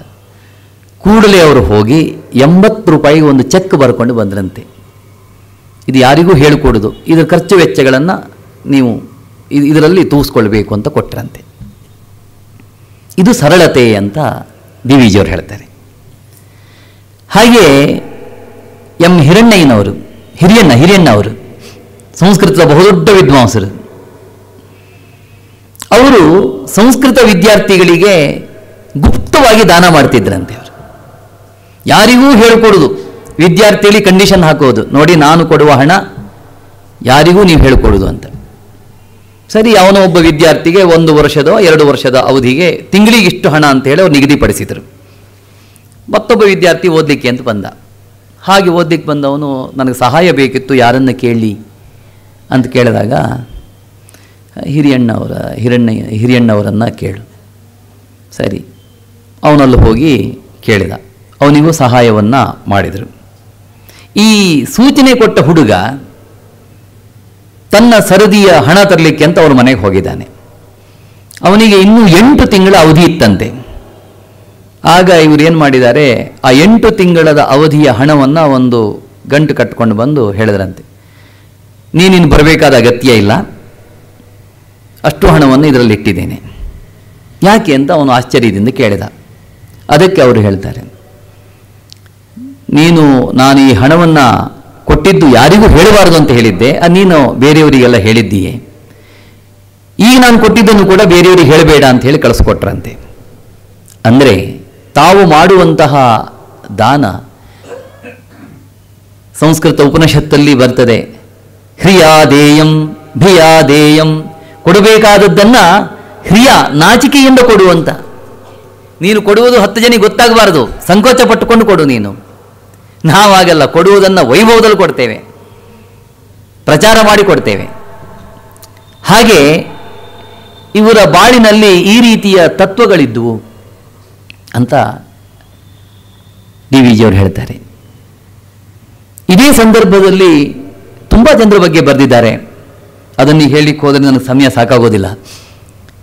ಇಲ್ಲಿ ಪುಷ್ಪದ ರೂಪಕವನ್ನು ಬಳಸಿದ್ದಾರೆ. ಸಂಜೆಯಲ್ಲಿ ತಲೆ ಎತ್ತಿ ನಿಶಿಯಲ್ಲಿ ಬೆಳೆದು, ಮುಂಜಾವದಲ್ಲಿ ಬಿರಿದು ಬಿಸಿಲೇರಿ ಬತ್ತಿ, ತೀರಿಕೊಳ್ಳುವುದು ಬೇಗ ಕಿರಿಬಾಳು ನೋಡು, ಪಾರಿಜಾತವದೇನು ಅರೆದಿನದ ಪಾಡು. ಇಲ್ಲಿ ಪಾರಿಜಾತದ ಹೂವಿನ ಬಗ್ಗೆ ಹೇಳಿದ್ದಾರೆ. ನಮಗೆಲ್ಲ ಗೊತ್ತೇ ಇದೆ, ಪಾರಿಜಾತ ಹೂವು ಸಂಜೆಯಲ್ಲಿ ತಲೆ ಎತ್ತುತ್ತದೆ, ರಾತ್ರಿ ಆದಮೇಲೆ ಬೆಳೀತದೆ, ಮುಂಜಾವದಲ್ಲಿ ಅರಳುತ್ತೆ, ಬಿಸಿಲೇರಿಕೊಳ್ಳೆ ಬತ್ತೋಗುತ್ತೆ, ಮತ್ತು ಸಂಜೆ ಹೊತ್ತಿಗೆ ಅದು ಏನು ಇರೋದೇ ಇಲ್ಲ, ಕಸ ಆಗಿ ಬೀಳುತ್ತದೆ. ಅಷ್ಟು ಮೃದು ಅದು ಆ ಹೂವು. ಅದರ ಬಾಳು ಅರೆದಿನದ ಪಾಡು. ಹಾಗೆ ಇನ್ನೊಂದಿದೆ, ತಾಳೆ ಹೂವು, ಕೇದಿಗೆ ಹೂವು ಅಂತ ಹೇಳ್ತಾರೆ ಅದನ್ನು. ನನೆಯಾಗಿ 10 ದಿನ, ಮೊಗ್ಗಾಗಿ 10 ದಿನ, ಅರಳುತ್ತೈದು ದಿನ, 5 ದಿನ ಅರಳುತ್ತದೆ ಅದು. ಅದು ಮೊಗ್ಗಾಗಿದ್ದರೆ 10 ದಿನ ಮೊಗ್ಗಾಗಿಯೇ ಇರ್ತದಂತೆ, ಗೊತ್ತೇ ಆಗುವುದಿಲ್ಲ ನಮಗೆ. ವನಿತೆಯರ ಹೆರಳಿನಲ್ಲಿ ಮೆರೆಯುವುದು 7 ದಿನ. ತಾಳೆ ಹೂವನ್ನು ನಾವು 8 ದಿನ ಮುಡ್ಕೊಳ್ಬಹುದು, ಅದು ಕೊನೆಗೆ ಹಾಳಾಗುವ ಹೊತ್ತಿಗೆ ಅದು ಪೌಡರ್ ಆಗಿಬಿಡ್ತದೆ. ಅದು ಹಲವು ತಲೆಗೊಂದೇ ತಾಳೆಯ ಹೂವು ಸಾಕು, ಬಲದ ಬದುಕದು, ಅತ್ಯಂತ ಬಲದ ಬದುಕದು. ಈ ರೀತಿ ಪಾರಿಜಾತದ ಹಾಗೆ ಸಾಫ್ಟ್ ಬದುಕಲ್ಲ ಅದರಿಂದ. ನೋಡು ಬಿತ್ತರದ ಜೋಕು ಅಂತ ಡಿ ವಿ ಜಿಯವರು ಹೇಳ್ತಾರೆ. ಇದನ್ನು ಹೇಳುವಾಗ ಅವರ ಮನಸ್ಸಿನಲ್ಲಿ ಯಾರಿದ್ರು ಅನ್ನೋದನ್ನು ನಾವು ನೋಡಬೇಕು. ಬೆಳ್ಳಾವೆ ವೆಂಕಟನಾರಾಯಣಪ್ಪನವರಿಗೂ AR ಕೃಷ್ಣಶಾಸ್ತ್ರಿಗಳಿಗೂ ಅಷ್ಟೊಂದು ಮೈತ್ರಿ ಇರಲಿಲ್ವಂತೆ. ಒಬ್ರಿಗೊಬ್ಬರಿಗೆ ಅಷ್ಟು ಆಗ್ತಿರಲಿಲ್ಲ. ಆದರೆ ಅವರ ಜೀವನ ದೃಷ್ಟಿ ಒಂದೇ ಆಗಿತ್ತು, ಅವರ ನಿಲುವು ಇಬ್ಬರಿಂದ ಒಂದೇ ಆಗಿತ್ತು. ಇಬ್ಬರೂ ಪ್ರಾಮಾಣಿಕರು, ಇಬ್ಬರೂ ಆಚಾರದಲ್ಲಿ ಪರಿಶುದ್ಧತೆಯನ್ನು ಪಡೆದವರು, ಇಬ್ಬರೂ ಜೀವನದಲ್ಲಿ ಕಟ್ಟುನಿಟ್ಟಾಗಿರುವವರು. ಭಿನ್ನಾಭಿಪ್ರಾಯಗಳು ಬೇರೆ. ಅದನ್ನು ಹೇಳುವಾಗ DVG ಅವರು ಬರೀತಾರೆ. ಅದನ್ನು ಅವರಿಬ್ಬರ ನಿಲುವಿನಲ್ಲಿ ಹೇಗಿತ್ತು ಅನ್ನುವುದನ್ನು ಮನಸ್ಸಿನಲ್ಲಿ ಇಟ್ಟುಕೊಂಡು ಬರೆಯುವಂತಹದ್ದು. ಅಲ್ಲವರು ಗುಲಾಬಿ ಹೂವನ್ನು ಉದಾಹರಣೆ ಕೊಟ್ಟಿದ್ದಾರೆ. ಗುಲಾಬಿಯ ರೇಕು 4-5 ಇರ್ತದೆ. ಅದು ತುಂಬ ಸೂಕ್ಷ್ಮವಾದದ್ದು, ಮೃದುವಾದದ್ದು. ಅದು ಕೈಯಲ್ಲಿ ಹಿಡಿದರೆ ಎಳೆ ಮಗುವಿನ ತುಟಿಗೆ ಮುತ್ತು ಕೊಟ್ಟ ಹಾಗೆ ಅನುಭವ ಆಗ್ತದೆ ಅಂತ ಹೇಳ್ತಾರೆ. ಆದರೆ ಈ ಕೇದಿಗೆ ಹೂವು ಹಾಗಲ್ಲ. ಅದು ಮುಳ್ಳುಮುಳ್ಳಾಗಿರ್ತದೆ, ಉದ್ದುದ್ದವಾಗಿರ್ತದೆ. ಅದನ್ನು ಅಪ್ಪಿಕೊಂಡ್ರೆ ಚುಚ್ಚುತ್ತದೆ. ಇಷ್ಟು ಹೇಳಿದ ಮೇಲೆ ಅವರು ಏನು ಹೇಳ್ತಾರೆ ಅಂತಂದರೆ, ಕೆಲವರಿಗೆ ಗುಲಾಬಿ ಹೂವು ಇಷ್ಟ, ಇನ್ನು ಕೆಲವರಿಗೆ ತಾಳೆ ಹೂವು ಇಷ್ಟ, ಇನ್ನು ಕೆಲವರಿಗೆ ಎರಡೂ ಹೂವು ಇಷ್ಟ. ಪ್ರಕೃತಿಯಲ್ಲಿ ಈ ವೈವಿಧ್ಯತೆ ಇದೆ. ಈ ಪ್ರಕೃತಿಯಲ್ಲಿ ಇಂತಹ ವೈಶಾಲ್ಯತೆ ಇದೆ. ಅದನ್ನು ನಾವು ನೋಡುವುದನ್ನು ಕಲಿಬೇಕು ಎನ್ನುವುದು DVG ಅವರ ಆಶಯ. ಅದಕ್ಕೆ ಅವರೇನು ಮಾಡ್ತಾರೆ, ಹೂವನ್ನು ರೂಪಕವಾಗಿಟ್ಟುಕೊಂಡು ಸರಳವಾಗಿ ಬದುಕಿದವರ ಬಗ್ಗೆ ಹೇಳ್ತಾರೆ. ಸರಳತೆ ಅಂದರೆ ಏನು ಅನ್ನೋದ್ರ ಬಗ್ಗೆ ಬಹಳ ಸೊಗಸಾಗಿ ಪರಿಚಯವನ್ನು ಮಾಡಿಕೊಡ್ತಾರೆ DVG ಅವರು. ಇಲ್ಲಿ ವಸಂತ ಕುಸುಮಾಂಜಲಿ ಮತ್ತು ನಿವೇದನ ನನಗೆ ಕೊಟ್ಟಿರುವಂತಹದ್ದು. ವಸಂತ ಕುಸುಮಾಂಜಲಿಯಲ್ಲಿರುವಂಥ ಪದ್ಯಗಳ ಬಗ್ಗೆ, ವ್ಯಕ್ತಿ ಚಿತ್ರಗಳ ಬಗ್ಗೆಯೇ ಒಂದು 10 ದಿನ ಉಪನ್ಯಾಸ ಮಾಡಬಹುದು. ನಿವೇದನದ ಬಗ್ಗೆ ಒಂದು 15 ದಿನ ಉಪನ್ಯಾಸ ಮಾಡಬಹುದು. ಅಷ್ಟು ವಿಷಯಗಳಿವೆ. ಆಮೇಲೆ ಜೀವಗೀತೆ ಅಂತ DVG ಅವರು ಬರೆದಿದ್ದಾರೆ. ಅದು JG ವಿಟಿಯರ್ ಬರೆದಿರುವಂತಹ ಮೈ ಸೋಲ್ ಆ್ಯಂಡ್ ಐ ಅನ್ನು ಆಧರಿಸಿದ್ದು, ಅದನ್ನು ಅನುವಾದ ಮಾಡಿದ್ದಾರೆ. ಅವನು ಅಮೇರಿಕಾ ಖಂಡದಲ್ಲಿ ಇದ್ದವನು, ಇಂಗ್ಲಿಷ್ ಭಾಷೆಯಲ್ಲಿ ಬರೆದವನು. ತುಂಬ ಭಕ್ತಿಭರಿತವಾಗಿದೆ, ನೀತಿಬೋಧಕವಾಗಿದೆ. ಜೀವನ ತತ್ವಾಲೋಚನೆ ಇಲ್ಲಿದೆ. ಅದು ಸಂವಾದದ ಶೈಲಿಯಲ್ಲಿದೆ. ತನ್ನೊಳಗೆ ತಾನು ಪ್ರಶ್ನೆ ಹಾಕ್ಕೊಂಡು ಉತ್ತರ ಕೊಡುವ ರೀತಿಯಲ್ಲಿ ಇದೆ. ಆ ಅನುವಾದ ಅದು ಒಂದು ಸ್ವಂತ ಕೃತಿಯೋ ಎನ್ನುವ ರೀತಿಯಲ್ಲಿ ಇಲ್ಲಿ ಬಂದಿದೆ. ಅದರ ಹೆಸರು ಜೀವಗೀತೆ ಅಂತ. ಅದು ಮೈ ಸೋಲ್ ಆ್ಯಂಡ್ ಐ ಅನ್ನು ಆಧರಿಸಿದ್ದು. ಆಮೇಲೆ DVG ಅವರು ಇನ್ನೊಂದು ಅನುವಾದ ಮಾಡಿದ್ದಾರೆ. ಅದು ಆತ್ಮಗೀತೆ ಅಂತ. ಅದು ವಾಲ್ಟ್ ವಿಟಮನ್ ಬರೆದಿರೋದು. ಸಾಂಗ್ ಆಫ್ ಮೈ ಸೆಲ್ಫ್ ಅಂತ ಆತ್ಮಗೀತೆ. ಅದು ಕೂಡ ಹಾಗೆ ಜೀವನದ ತತ್ವಾಲೋಚನೆಗೆ ಸಂಬಂಧಪಟ್ಟಿದ್ದು. ಇಲ್ಲಿ ಒಂದು ಹೇಳ್ತಾರೆ DVG ಅವರು, ಅವನು ಧರ್ಮ ಸೂಕ್ಷ್ಮಜ್ಞನಾಗಿದ್ದ, ತಾತ್ವಿಕ ವಿಚಾರವನ್ನು ಹೇಳುತ್ತಿದ್ದ, ದೇವರ ಬಗ್ಗೆ ಹೇಳಿದ್ದಾನೆ. ಇಂತಹ ವಿಷಯಗಳು ತುಂಬ ಆಳವಾಗಿವೆ. ಆದರೆ ಅವನು ಬರೆದ ಮಾತ್ರಕ್ಕೆ ನಾವು ಮಾರು ಹೋಗಬೇಕಾದ್ದಿಲ್ಲ. ನಮ್ಮ ಪುರಾಣಗಳಲ್ಲಿಯೂ ಸಾಹಿತ್ಯದಲ್ಲಿಯೂ ಉಪನಿಷತ್ತುಗಳಲ್ಲಿಯೂ ಆ ವಾಕ್ಯಗಳಿವೆ, ಆ ಅಭಿಪ್ರಾಯಗಳಿವೆ ಅಂತ ಹೇಳ್ತಾರೆ. DVG ಅವರ ವಿಶೇಷತೆ ಅದು. ಪಾಶ್ಚಾತ್ಯ ಸಾಹಿತ್ಯವನ್ನು ಅಷ್ಟು ಓದಿಕೊಂಡೂ ಕೂಡ ಪಾಶ್ಚಾತ್ಯ ಸಾಹಿತ್ಯಕ್ಕೆ ಮಾರು ಹೋಗೋದಿಲ್ಲ ಅವರು. ಅದಕ್ಕೆ ಸಮಾನವಾದ ವಾಕ್ಯಗಳನ್ನು ನಾವು ಇಂಥಲ್ಲಿ ನೋಡಬಹುದು ಅನ್ನುವುದನ್ನು ಎತ್ತಿ ತೋರಿಸ್ತಾರೆ ಅವರು. ಅದು DVG ಅವರ ತಾಕತ್ತದು. ಅದು ಜೀವಗೀತೆಯಲ್ಲೂ ಅಷ್ಟೇ, ಆತ್ಮಗೀತೆಯಲ್ಲೂ ಅಷ್ಟೇ. ನಮ್ಮ ಪುರಾಣಗಳಲ್ಲಿ, ಸಾಹಿತ್ಯ ಕಾವ್ಯಗಳಲ್ಲಿ ಬೇಕಾದಷ್ಟಿವೆ ಅನ್ನುವ ಅಭಿಪ್ರಾಯಕ್ಕೆ ಅವರು ಬರ್ತಾರೆ. ನಾನು ಅದನ್ನು ಇವತ್ತು ಎತ್ಕೊಳ್ತಾ ಇಲ್ಲ. ಆಮೇಲೆ ಅವರು ಬರೆದಿರುವುದು ದೇವರೆಲ್ಲಿ ಅಂತ. ಇದು ಬಹಳ ಸೊಗಸಾಗಿದೆ. ಅಂದರೆ ಜೀವಗೀತೆ, ಆತ್ಮಗೀತೆ, ದೇವರಲ್ಲಿ ಇಟ್ಟುಕೊಂಡ್ರೆ ಈ ಮೂರನ್ನು ಒಟ್ಟಿಗೆ ಹೇಳಿದರೆ ಸಂಪೂರ್ಣ ಅಧ್ಯಾತ್ಮದ ವಿಚಾರ ಆಗ್ತದೆ, ತಾತ್ವಿಕ ವಿಚಾರ ಆಗ್ತದೆ. ಅವೆರಡನ್ನು ಬಿಟ್ಟು ದೇವರಲ್ಲಿ ಸಂಕ್ಷಿಪ್ತವಾಗಿ ನಾನು ಹೇಳ್ತೇನೆ. ಇದು ಕುಸುಮ ಷಟ್ಪದಿಯಲ್ಲಿರುವಂತಹ ಒಂದು ಪದ್ಯ. ಬಹಳ ಅಪರೂಪವಾದ್ದು.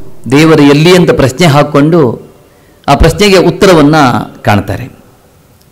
ಮೀನೊಂದು ವಾರಿಧಿಯೊಳ ಆನಂದದಿಂದಿರುತ್ತ ತಾನೊಂದು ದಿನ ಮಿಂದಿ ತಚ್ಚರಿಯೊಳು ನಾನಂಬುಧಿಯ ವರ್ತಮಾನವನ್ನು ಕೇಳಿರ್ಪೆ ನಾ ನೀರ ರಾಶಿಯನ್ನು ಕಾಣ್ಬುದೆಂತು ಖಗಮೊಂದದೊಂದು ದಿನ ಗಗನದೊಳು ಪಾರುತಲಿ ಮಿಗೆ ಸಂತಸಂದಳೆದು ಪೇಳ್ದುದಿಂತು ಜಗತಿ ಮಾರುತನೇ ಜೀವಿಗಳ ಬದುಕಿಪನೆಂದು ಬಗೆದಿರ್ಪರವನ ನಾಂ ಕಾಣ್ಬುದೆಂತು ನರನುಮಂತೆಯ ಸತತಮಿರುತಲ ಪರಮನೊಳೆ ಪರಮಾತ್ಮ ನಿರ್ಪೆಡೆಯ ತಿಳಿಯದಿಹನು ಪರಿಕಿಸಿದೊಡ ಪರಾತ್ಪರ ನೆತ್ತಲೆತ್ತಲುಂ ಮೆರೆಯುತಿಹನೆನಿತೆನಿತೋ ರೂಪಗಳೊಳು. ನೀರಿನೊಳಗೆ ಇರುವಂತಹ ಮೀನಿಗೆ ನೀರಿನ ರಾಶಿಯನ್ನು ಕಾಣಬೇಕು ಅಂತ ಆಸೆಯಂತೆ. ಆಕಾಶದಲ್ಲಿ ಸಂಚರಿಸುವ ಖಗಕ್ಕೆ ಪಕ್ಷಿಗೆ ಆ ವಾಯುವನ್ನು ಗಾಳಿಯನ್ನು ಕಾಣಬೇಕು ಎನ್ನುವ ಆಸೆಯಂತೆ. ದೇವರಲ್ಲೇ ಇರುವ ಮನುಷ್ಯನಿಗೆ ದೇವರನ್ನು ಕಾಣಬೇಕು ಎನ್ನುವ ಆಸೆಯಂತೆ. ದೇವರನ್ನು ಅರಿಬೇಕು, ತಿಳ್ಕೊಳ್ಬೇಕು, ಅವನು ದೇವರೊಳಗೆ ಇದ್ದಾನೆ ಅವನು. ಇದನ್ನ ಈ ಎರಡು ಉಪಮೆಯ ಮೂಲಕ ಡಿ ವಿ ಜಿ ಅವರು ತಿಳಿಸ್ಕೊಳ್ಳಿಕ್ಕೆ ಹೊರಟಿದ್ದಾರೆ. ಒಂದು ಮೀನು, ಇನ್ನೊಂದು ಪಕ್ಷಿ, ಇನ್ನೊಂದು ಮನುಷ್ಯ. ಇದನ್ನ ನನಗೆ ಬಹಳ ಸಂತೋಷ ಕೊಟ್ಟಿದೆ. ಇದು ಮೀನೊಂದು ವಾರಿಧಿಯೊಳ ಆನಂದದಿಂದಿರುತ್ತ, ವಾರಿಧಿ ಸಮುದ್ರದಲ್ಲಿ ಅಥವಾ ನದಿಯಲ್ಲಿ ಆನಂದದಿಂದ ಇದೆ. ಅದು ತಾನೊಂದು ದಿನ ಮಿಂದಿತ ಅಚ್ಚರಿಯೊಳು, ಅದಕ್ಕೆ ಆಶ್ಚರ್ಯ ಆಗಿಬಿಡ್ತು, ಹೇಳ್ಕೊಂಡಂತೆ ಅದು ನಾನಂಬುದಿಯ ವರ್ತಮಾನವನ್ನು ಕೇಳಿರ್ಪೆ. ದೇವರ ವರ್ತಮಾನವನ್ನು ನಾವೆಲ್ಲ ಕೇಳಿದ್ದೇವೆ. ದೇವರಿದ್ದಾನೆ, ನಿರೂಪಿಸಿದ್ದಾರೆ, ನಿರ್ಗುಣ, ಸಗುಣ, ಸರ್ವವ್ಯಾಪಿ, ಸರ್ವಾಂತರ್ಯಾಮಿ ಇತ್ಯಾದಿ ಇತ್ಯಾದಿ ಇತ್ಯಾದಿ. ಹಾಗೆ ಅಂಬುದಿಯ ವರ್ತಮಾನ ಅದು ಹೇಗಿದೆ ಎನ್ನುವುದನ್ನೆಲ್ಲ ಆ ಮೀನಿಗೆ ವರ್ತಮಾನ ಸಿಕ್ಕಿದೆ. ನೀರ ರಾಶಿಯನ್ನು ಕಾಣ್ಬೋದೆಂತು, ಅದಿರೋದು ಇಷ್ಟು ದೊಡ್ಡ, ಅದು ಇಷ್ಟು ದೊಡ್ಡ ಇರ್ಬೋದು. ಸಮುದ್ರದಲ್ಲಿ ಅದು ಎಷ್ಟು ಗಾತ್ರದಿದ್ದರೆ ಸಮುದ್ರದ ಗಾತ್ರಕ್ಕೆ ಸಮಾನ ಆಗ್ತದೆಯಾ? ಆಗೋದಿಲ್ಲ. ನೀರಿನ ರಾಶಿಯನ್ನು ಒಮ್ಮೆ ನೋಡಿಬಿಡಬೇಕು ಅಂತ ಆಸೆ. ದಡಕ್ಕೆ ಬಂದರೂ ಕೂಡ ನೀರಿನ ರಾಶಿ ಪೂರ್ಣ ನಮಗೆ ನೋಡ್ಲಿಕ್ಕೆ ಆಗೋದಿಲ್ಲ. ಆಕಾಶವನ್ನು ನಮಗೆ ಪೂರ್ಣ ನೋಡ್ಲಿಕ್ಕೆ ಆಗೋದಿಲ್ಲ. ಹಾಗೆ ಅದರ ಆಸೆ ಆಗಿದೆ. ಖಗಮೊಂದದೊಂದು ದಿನ ಪಕ್ಷಿ ಮೇಲೆ ಹಾರಾಡ್ತಾ ಇದೆ. ಗಗನದೊಳು ಪಾರುತಲಿ ಮಿಗೆ ಸಂತಸಂದಳೆದು ಪೇಳ್ದುದಿಂತು ಜಗದಿ ಮಾರುತನೇ ಜೀವಿಗಳ ಬದುಕಿಪನೆಂದು. ಈ ಗಾಳಿಯಿಂದಲೇ ಇಡೀ ಜಗತ್ತು ಬದುಕಿದೆ. ಅವನನ್ನು ನಾನು ನೋಡುವುದು ಹೇಗೆ ಅಂತ ಹೇಳ್ತದೆಯಂತೆ. ಅದೇ ರೀತಿಯಲ್ಲಿ ನರನುಮಂತೆಯೇ ಸತತಮಿರುತಲ ಪರಮನೊಳೆ, ನರನುಮಂತೆಯೇ ಸತತಮಿರುತಲ ಪರಮನೊಳೆ, ಆ ಪರಮಾತ್ಮನ ಒಳಗಡೆಗೆ ಇದ್ದಾನೆ ಅವನು. ಪರಮಾತ್ಮ ನಿರ್ಪೆಡೆಯ ತಿಳಿಯದಿಹನು, ಆದರೆ ಪರಮಾತ್ಮನ ಅಸ್ತಿತ್ವ ನಮಗೆ ಗೊತ್ತೇ ಆಗೋದಿಲ್ಲ. ಪರೀಕ್ಷಿಸಿದೊಡ ಪರಾತ್ಪರ ನೆತ್ತಲೆತ್ತಲು, ಪರೀಕ್ಷೆ ಮಾಡಲಿಕ್ಕೆ ಹೋದರೆ ಎಲ್ಲೆಲ್ಲೂ ಇದ್ದಾನೆ ಅವನು. ಮೆರೆಯುತಿಹ ನೆನಿತೆನಿತೋ ರೂಪಗಳೊಡು.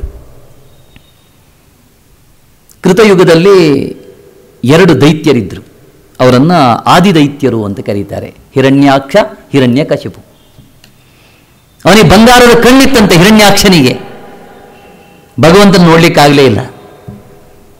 ಹಿರಣ್ಯಕಶಿಪು ಬಂಗಾರದ ಸಿಂಹಾಸನದಲ್ಲಿ ಕೂತ್ಕೊಂಡಿದ್ದಂತೆ. ಅವನು ಸ್ಥಿರವಾಗಿ ಕೂತ್ಕೊಳ್ಳಿಕ್ಕೆ ಆಗಲಿಲ್ಲ ಅವನ ಹತ್ರ. ಎಂಥ ದುರ್ದೈವ ಅದು ಆ ರಾಕ್ಷಸರಿಂದ. ಹಿರಣ್ಯಾಕ್ಷನನ್ನ ವರಾವತಾರದಲ್ಲಿ ಕೊಂದಾಕ್ಬಿಟ್ಟ ಮಹಾವಿಷ್ಣು. ತನ್ನ ಅಣ್ಣನನ್ನು ಕೊಂದ ಎನ್ನುವ ಸಿಟ್ಟಿಗೆ ಹಿರಣ್ಯಕಶಿಪು ಏನು ಮಾಡ್ತಾನೆ, ಆ ವೈಕುಂಠವಾಸಿಯಾದ ವಿಷ್ಣುವನ್ನೇ ಕೊಲ್ಲಬೇಕು ಅಂತ ಹೇಳಿ ವೈಕುಂಠಕ್ಕೆ ಹೊರಟು ಬಿಡ್ತಾನೆ. ಭಗವಂತನಿಗೆ ಗೊತ್ತಿತ್ತು, ಈ ಹಿರಣ್ಯಕಶಿಪು ಯಾವಾಗಲೂ ಬಹಿರ್ಮುಖವಾಗಿಯೇ ಚಿಂತಿಸ್ತಾನೆ.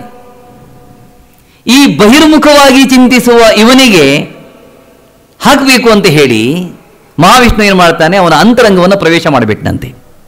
ಹಿರಣ್ಯಕಶಿಪು ಹುಡುಕಿದ್ದು ಪ್ರಹ್ಲಾದ ಹತ್ರ ಕೇಳಿದ್ದು, ಇಲ್ಲಿದ್ದಾನ? ಹೌದು. ಗಿಡದಲ್ಲಿದ್ದಾನ? ಹೌದು. ನೀರಲ್ಲಿದ್ದಾನ? ಹೌದು. ಎಲ್ಲ ಕಡೆಗಿದ್ದಾನೆ. ಆದರೆ ಭಗವಂತ ನಮ್ಮೊಳಗಿದ್ದಾನೆ ಅನ್ನೋದನ್ನು ಮಾತ್ರ ಅವನು ಅರಿತುಕೊಳ್ಳೇ ಇಲ್ಲ. ಅವನು ಇಲ್ಲಿ ಅದೇ ಬರ್ತದೆ, ನರನುಮಂತೆಯ ಸತತಮಿರುತಲ ಪರಮನೊಳೆ ಪರಮಾತ್ಮ ನಿರ್ಪೆಡೆಯ ತಿಳಿಯದಿಹನು. ಭಗವಂತ ಇಲ್ಲಿ ಡಿ ವಿ ಜಿ ಅವರು ಹಾನಗಲ್ ವಿರೂಪಾಕ್ಷ ಶಾಸ್ತ್ರಿಗಳ ಹತ್ರ ಶಾಸ್ತ್ರೀಯವಾಗಿ ಅಧ್ಯಯನ ಮಾಡಿದವರು. ಅವರು ಈಶಾವಾಸ್ಯ ಉಪನಿಷತ್ತನ್ನು ಬರೆದಿದ್ದಾರೆ,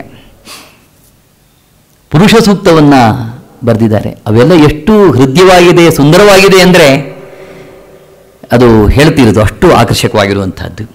ಡಿ ವಿ ಜಿ ಅವರು ಈಶಾವಾಸ್ಯೋಪನಿಷತ್ತನ ಈಶಾವಾಸ್ಯಮಿದಂ ಸರ್ವಂ ವಾಕ್ಯಕ್ಕೆ ವ್ಯಾಖ್ಯಾನ ಮಾಡ್ತಾರೆ. ಈಶಾ ಪ್ಲಸ್ ವಾಸ್ಯ, ಈಶ್ವರನಿಂದ ಆಚ್ಛಾದಿಸಲ್ಪಟ್ಟಿರುವುದು ಒಂದು ವ್ಯುತ್ಪತ್ತಿ. ಇನ್ನೊಂದು ಈಶ ಆವಾಸ್ಯ, ಈಶ ಪ್ಲಸ್ ಆವಾಸ್ಯ, ಈಶಾವಾಸ್ಯ, ಈಶ್ವರನಿಂದ ವಾಸ ಮಾಡಲ್ಪಟ್ಟಿರುವುದು ಅಂತ ವ್ಯಾಖ್ಯಾನ ಮಾಡ್ತಾರೆ. ಅವರು ಹೇಳುವಂತಹದ್ದು ಇಲ್ಲಿ ಒಂದೇ ಮಾತು, ಈಶ್ವರನಿಗೆ ಜಗತ್ತು ಮನೆ, ಜಗತ್ತಿಗೆ ಈಶ್ವರನು ಮನೆ. ನೋಡಿ ಎಷ್ಟು ಸೊಗಸಾಗಿದೆ. ಈಶ್ವರನಿಗೆ, ಆ ಪರಮಾತ್ಮನಿಗೆ ಮನೆ ಯಾವುದಪ್ಪ ಅಂತ ಕೇಳಿದರೆ ಈಶಾವಾಸ್ಯಮಿದಂ ಸರ್ವಂ, ಭಗವಂತನಿಂದ ಆಚ್ಛಾದಿಸಲ್ಪಟ್ಟಿದೆ, ಭಗವಂತನಿಂದ ವಾಸ ಮಾಡಲ್ಪಟ್ಟಿದೆ ಎನ್ನುವ ಹಿನ್ನೆಲೆಯಲ್ಲಿ ಈಶ್ವರನಿಗೆ ಇಡೀ ಜಗತ್ತು, ವಿಶ್ವವೇ ಮನೆ. ಹಾಗಾದರೆ ಈ ಜಗತ್ತಿಗೆ, ವಿಶ್ವಕ್ಕೆ ಈಶ್ವರನೇ ಮನೆ. ಈ ಜಗತ್ತು ಎಲ್ಲಿದೆ ಅಂದರೆ ಈಶ್ವರನಲ್ಲಿದೆ. ಅಂತರ್ಬಹಿಶ್ಚ ತತ್ಸರ್ವಂ ವ್ಯಾಪ್ಯ ನಾರಾಯಣ ಸ್ಥಿತಃ, ಅಂತರ್ಬಹಿಶ್ಚ ತತ್ಸರ್ವಂ ವ್ಯಾಪ್ಯ, ಅಂತಹ ಬಹಿ, ಒಳಗಡೆಯೂ ಇದ್ದಾನೆ ಹೊರಗಡೆಯೂ ಇದ್ದಾನೆ. ಇದು ವೇದ. ನಾವು ಮಂತ್ರಪುಷ್ಪವನ್ನು ಹೇಳುವಾಗ ಈ ಮಂತ್ರವನ್ನು ಹೇಳ್ತೇವೆ. ನಮ್ಮ ವೈದಿಕರೇನಾದರೂ ಅರ್ಥವತ್ತಾಗಿ ಹೇಳಿದರೆ ನಾವು ಕುಣಿದಾಡಬೇಕು ಅಂತ ಮಂತ್ರ ಇದು. ಅಷ್ಟು ಸೊಗಸಾದ್ದು. ವೈದಿಕರು ಗೊಡ್ಡಾಗಿ ಹೇಳ್ತಾರೆ, ಅಬದ್ಧವಾಗಿ ಹೇಳುವವರಿದ್ದಾರೆ. ದುಃಖ ಆಗ್ತದೆ ನಮಗೆ. ನಾನು ವೈದಿಕ ವಿದ್ಯಾಭ್ಯಾಸ ಮಾಡಿಕೊಂಡವನು, ಎಲ್ಲೂ ವೈದಿಕ ವೃತ್ತಿಗೆ ಹೋಗೋಕ್ಕಾಗ್ತಾ ಇಲ್ಲ. ಯಾಕೆಂದ್ರೆ ನನ್ನ ತಲೆ ಅರ್ಥದ ಕಡೆಗೆ ಹೋಗ್ತದೆ. ತಿಳಿಸಿ ಹೇಳೋಣ ಅಂದರೆ ಈ ಮಾಡಿಸುವವರಿಗೆ ವ್ಯವಧಾನ ಇಲ್ಲ, ಬೇಗ ಬೇಗ ಮುಗಿಸಿ ಅಂತ ಹೇಳ್ತಾರೆ, ಕಾಟಾಚಾರಕ್ಕೆ ಮಾಡಬೇಕು ಅಂತ ಹೇಳ್ತಾರೆ, ನಾಮ ಹಾಕ್ಸ್ಬೇಕು, ಗಂಟೆ ತಗೋಬೇಕು, ವೈಭವ ಮಾಡಬೇಕು, ಆಡಂಬರ ಮಾಡಬೇಕು. ಅರ್ಥ ಯಾರಿಗೂ ಬೇಕು? ಯಾರಿಗೂ ಬೇಕಿಲ್ಲ.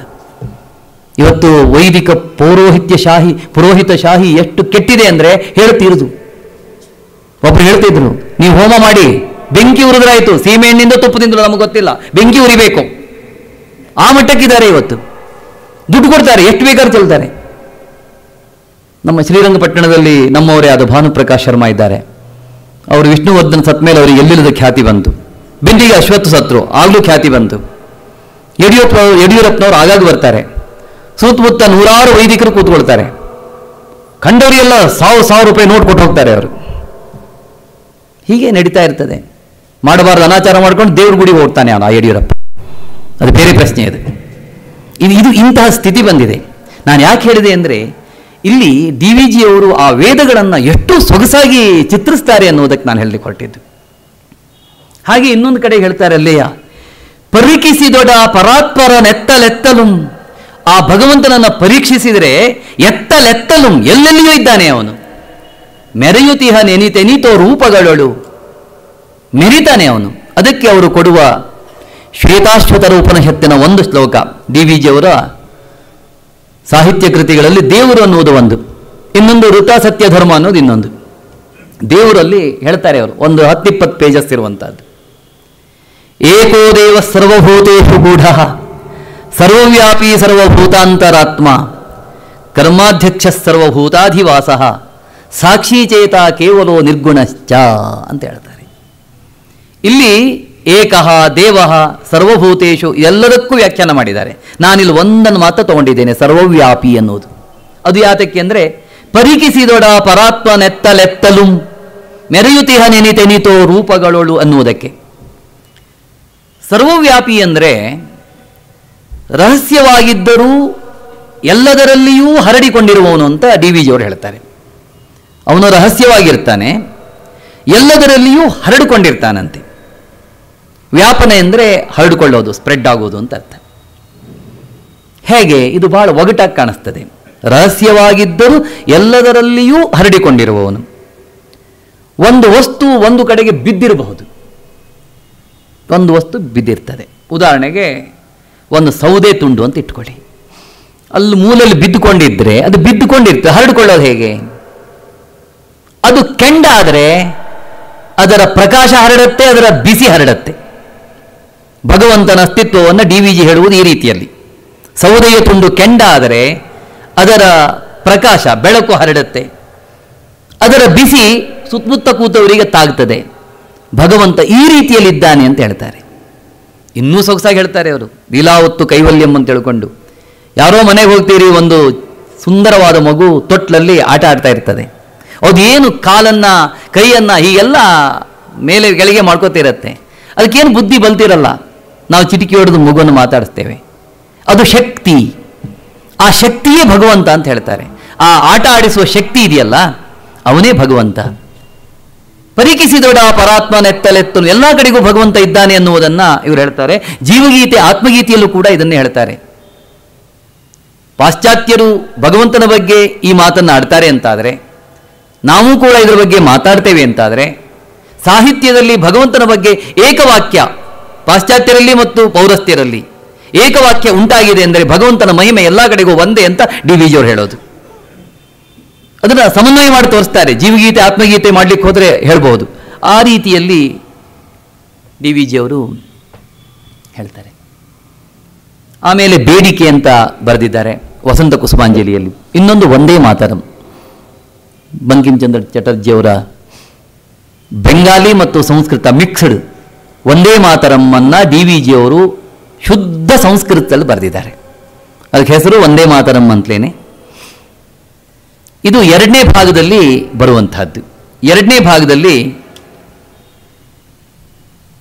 ಬೇಡಿಕೆ ಅಂತ ಒಂದಿದೆ, ಅದಾದ ಮೇಲೆ ವಂದೇ ಮಾತರಂ. ವಂದೇ ಮಾತರಂ ಆದಮೇಲೆ ವಿಶ್ವಮಟ್ಟದಲ್ಲಿ ಗೌರವ ತಂದುಕೊಟ್ಟಂತಹ ಮಹನೀಯರ ವ್ಯಕ್ತಿ ಚಿತ್ರ ಅಥವಾ ನುಡಿ ಚಿತ್ರ ಎರಡನೇ ಭಾಗದಲ್ಲಿ ಬರ್ತದೆ. 11 ವ್ಯಕ್ತಿಗಳ ಬಗ್ಗೆ ಡಿ ವಿ ಜಿಯವರು ಬರೆದಿದ್ದಾರೆ. ಆ 11 ವ್ಯಕ್ತಿಗಳ ಕುರಿತು ಅದರಲ್ಲಿ ಕೆಲವನ್ನು ಬಿಟ್ಟರೆ ಬೇರೆ ಬೇರೆಯವರ ಕೃತಿಗಳಿಗೆ ಡಿ ವಿ ಜಿಯವರು ಮುನ್ನುಡಿ ಬರೆದಿದ್ದಾರೆ. ಆ ಮುನ್ನುಡಿಯಲ್ಲಿ ಅವರ ವ್ಯಕ್ತಿತ್ವವನ್ನು ಪರಿಚಯ ಮಾಡಿಕೊಡ್ತಾರೆ. ಅವರು ರಾಮಕೃಷ್ಣ ಪರಮಹಂಸರು, ರಾಜಾರಾಮ್ ಮೋಹನ್ ರಾಯರು, ದಾದಾಬಾಯಿ ನವರೋಜಿ, ಗೋಪಾಲಕೃಷ್ಣ ಗೋಖಲೆ, ಸ್ವಾಮಿ ವಿವೇಕಾನಂದರು, ಬಾಲಗಂಗಾಧರ್ ತಿಲಕರು, ರವೀಂದ್ರನಾಥ್ ಠಾಗೋರು, ಜಗದೀಶ್ ಚಂದ್ರ ಬೋಸ್, ಮೋಕ್ಷಗುಂಡಂ ವಿಶ್ವೇಶ್ವರಯ್ಯ, ಗಾಂಧೀಜಿ, ಕೃಷ್ಣರಾಜೇಂದ್ರ ಒಡೆಯರು, ಇಷ್ಟು ವ್ಯಕ್ತಿಗಳ ಬಗ್ಗೆ ಡಿ ವಿ ಜಿಯವರು ಬರೆದಿದ್ದಾರೆ. ಇಲ್ಲಿ ಆಯಾ ವ್ಯಕ್ತಿಗಳ ಬಗ್ಗೆ ಮೋಕ್ಷಗುಂಡಂ ವಿಶ್ವೇಶ್ವರಯ್ಯ, ಗೋಖಲೆ ಇವರ ಬಗ್ಗೆ ಎಲ್ಲ ಬರೀತಾರೆ.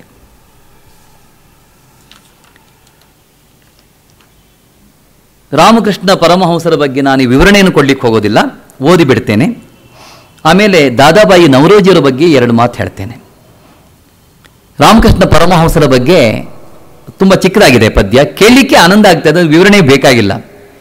ಶ್ರೀ ಕಾಳಿಕಾ ಪಾದಪದ್ಮ ಮಧುಕರನಾಗಿ ತತ್ವಾನುಸಂಧಾನ ನಿರತನಾಗಿ ನಾಸ್ತಿಕ್ಯ ತಿಮಿರಹರ ಚಂಡ ಭಾಸ್ಕರನಾಗಿ ವೈರಾಗ್ಯ ರಾಜ್ಯಾಧಿರಾಜನಾಗಿ ವಿವಿಧ ಮತ ಸಿದ್ಧಾಂತ ಸಾಮ್ಯ ದರ್ಶಕನಾಗಿ ವೇದಾಂತ ಮರ್ಮೈಕ ದೃಷ್ಟಿಯಾಗಿ ಶ್ರೀ ಶಂಕರಾದಿ ಸದ್ಗುರು ಪಂಕ್ತಿಯೋಳ್ ಸೇರ್ದ ಪರಮಹಂಸನಾಗಿ ಕರುಣಾಳುವಾಗಿ ಕ್ರೈಸ್ತ ಮಹಮದ ಮುಖ್ಯ ಮತಗಳುಂ ಸಾರ್ಥಮೆಂದು ಸ್ವಾನುಭವದಿಂ ಬಗೆದು ಸಾರುತ್ತೆ ಲೋಕಹಿತಮಂ ಶ್ರೀ ವಿವೇಕಾನಂದ ಸಂಪೂಜ್ಯ ಚರಣ ಕಮಲಂ ಮೆರೆದನ ಶ್ರೀರಾಮಕೃಷ್ಣಾಖ್ಯ ಯೋಗಿವರಿಯಂ. ಯೋಗಿವರಿಯ ಅಂತ ಕರೆದಿದ್ದಾರೆ. ಕಾಳಿಕಾ ಪದ್ಮ ಮಧುಕರ, ಆ ಕಾಳಿಕಾ ಮಾತೆಯ ಪಾದಗಳೇ ಒಂದು ಪದ್ಮ. ಅಲ್ಲಿ ಜೇನ್ನೊಣ ಹೋಗಿದೆ ಅಲ್ಲಿರುವ ಮಕರಂದವನ್ನು ಹೀರುವುದಕ್ಕೆ. ರಾಮಕೃಷ್ಣ ಪರಮಹಂಸರು ಇಲ್ಲಿ ಒಂದು ಮಧುಕರ, ಒಂದು ಝೇಂಕಾರವನ್ನು ಮಾಡ್ತಾ ಇರುವಂತಹ ಒಂದು ಭ್ರಮರ. ತತ್ವಾನುಸಂಧಾನ ನಿರತ ಅವರು. ರಾಮಕೃಷ್ಣ ಪರಮಹಂಸರ ಚರಿತ್ರೆಯನ್ನು ಓದಿದವರಿಗೆಲ್ಲ ಅದು ಗೊತ್ತಾಗ್ತದೆ. ದೇವರು ಎಲ್ಲಿದ್ದಾನೆ ಅಂತ ಕೇಳಿದ್ದಕ್ಕೆ ವಿವೇಕಾನಂದರಿಗೆ ಅವರು ಉತ್ತರ ಕೊಟ್ಟ ಬಗ್ಗೆ ನಮಗೆಲ್ಲ ಗೊತ್ತು. ನಾಸ್ತಿಕ್ಯ ತಿಮಿರಹರ ಚಂಡ ಭಾಸ್ಕರನಾಗಿ, ಆ ನಾಸ್ತಿಕ್ಯವೆಂಬ ಕತ್ತಲೆಯನ್ನು ಹೋಗಲಾಡಿಸುವ ಪ್ರಚಂಡ ಭಾಸ್ಕರ ಅವರು. ಡಿ ವಿ ಜಿಯವರು ಆ ಶಬ್ದ ಪ್ರಯೋಗವನ್ನು ಹೇಗೆ ಮಾಡ್ತಾರೆ ಎನ್ನುವುದನ್ನು ನೋಡಿ.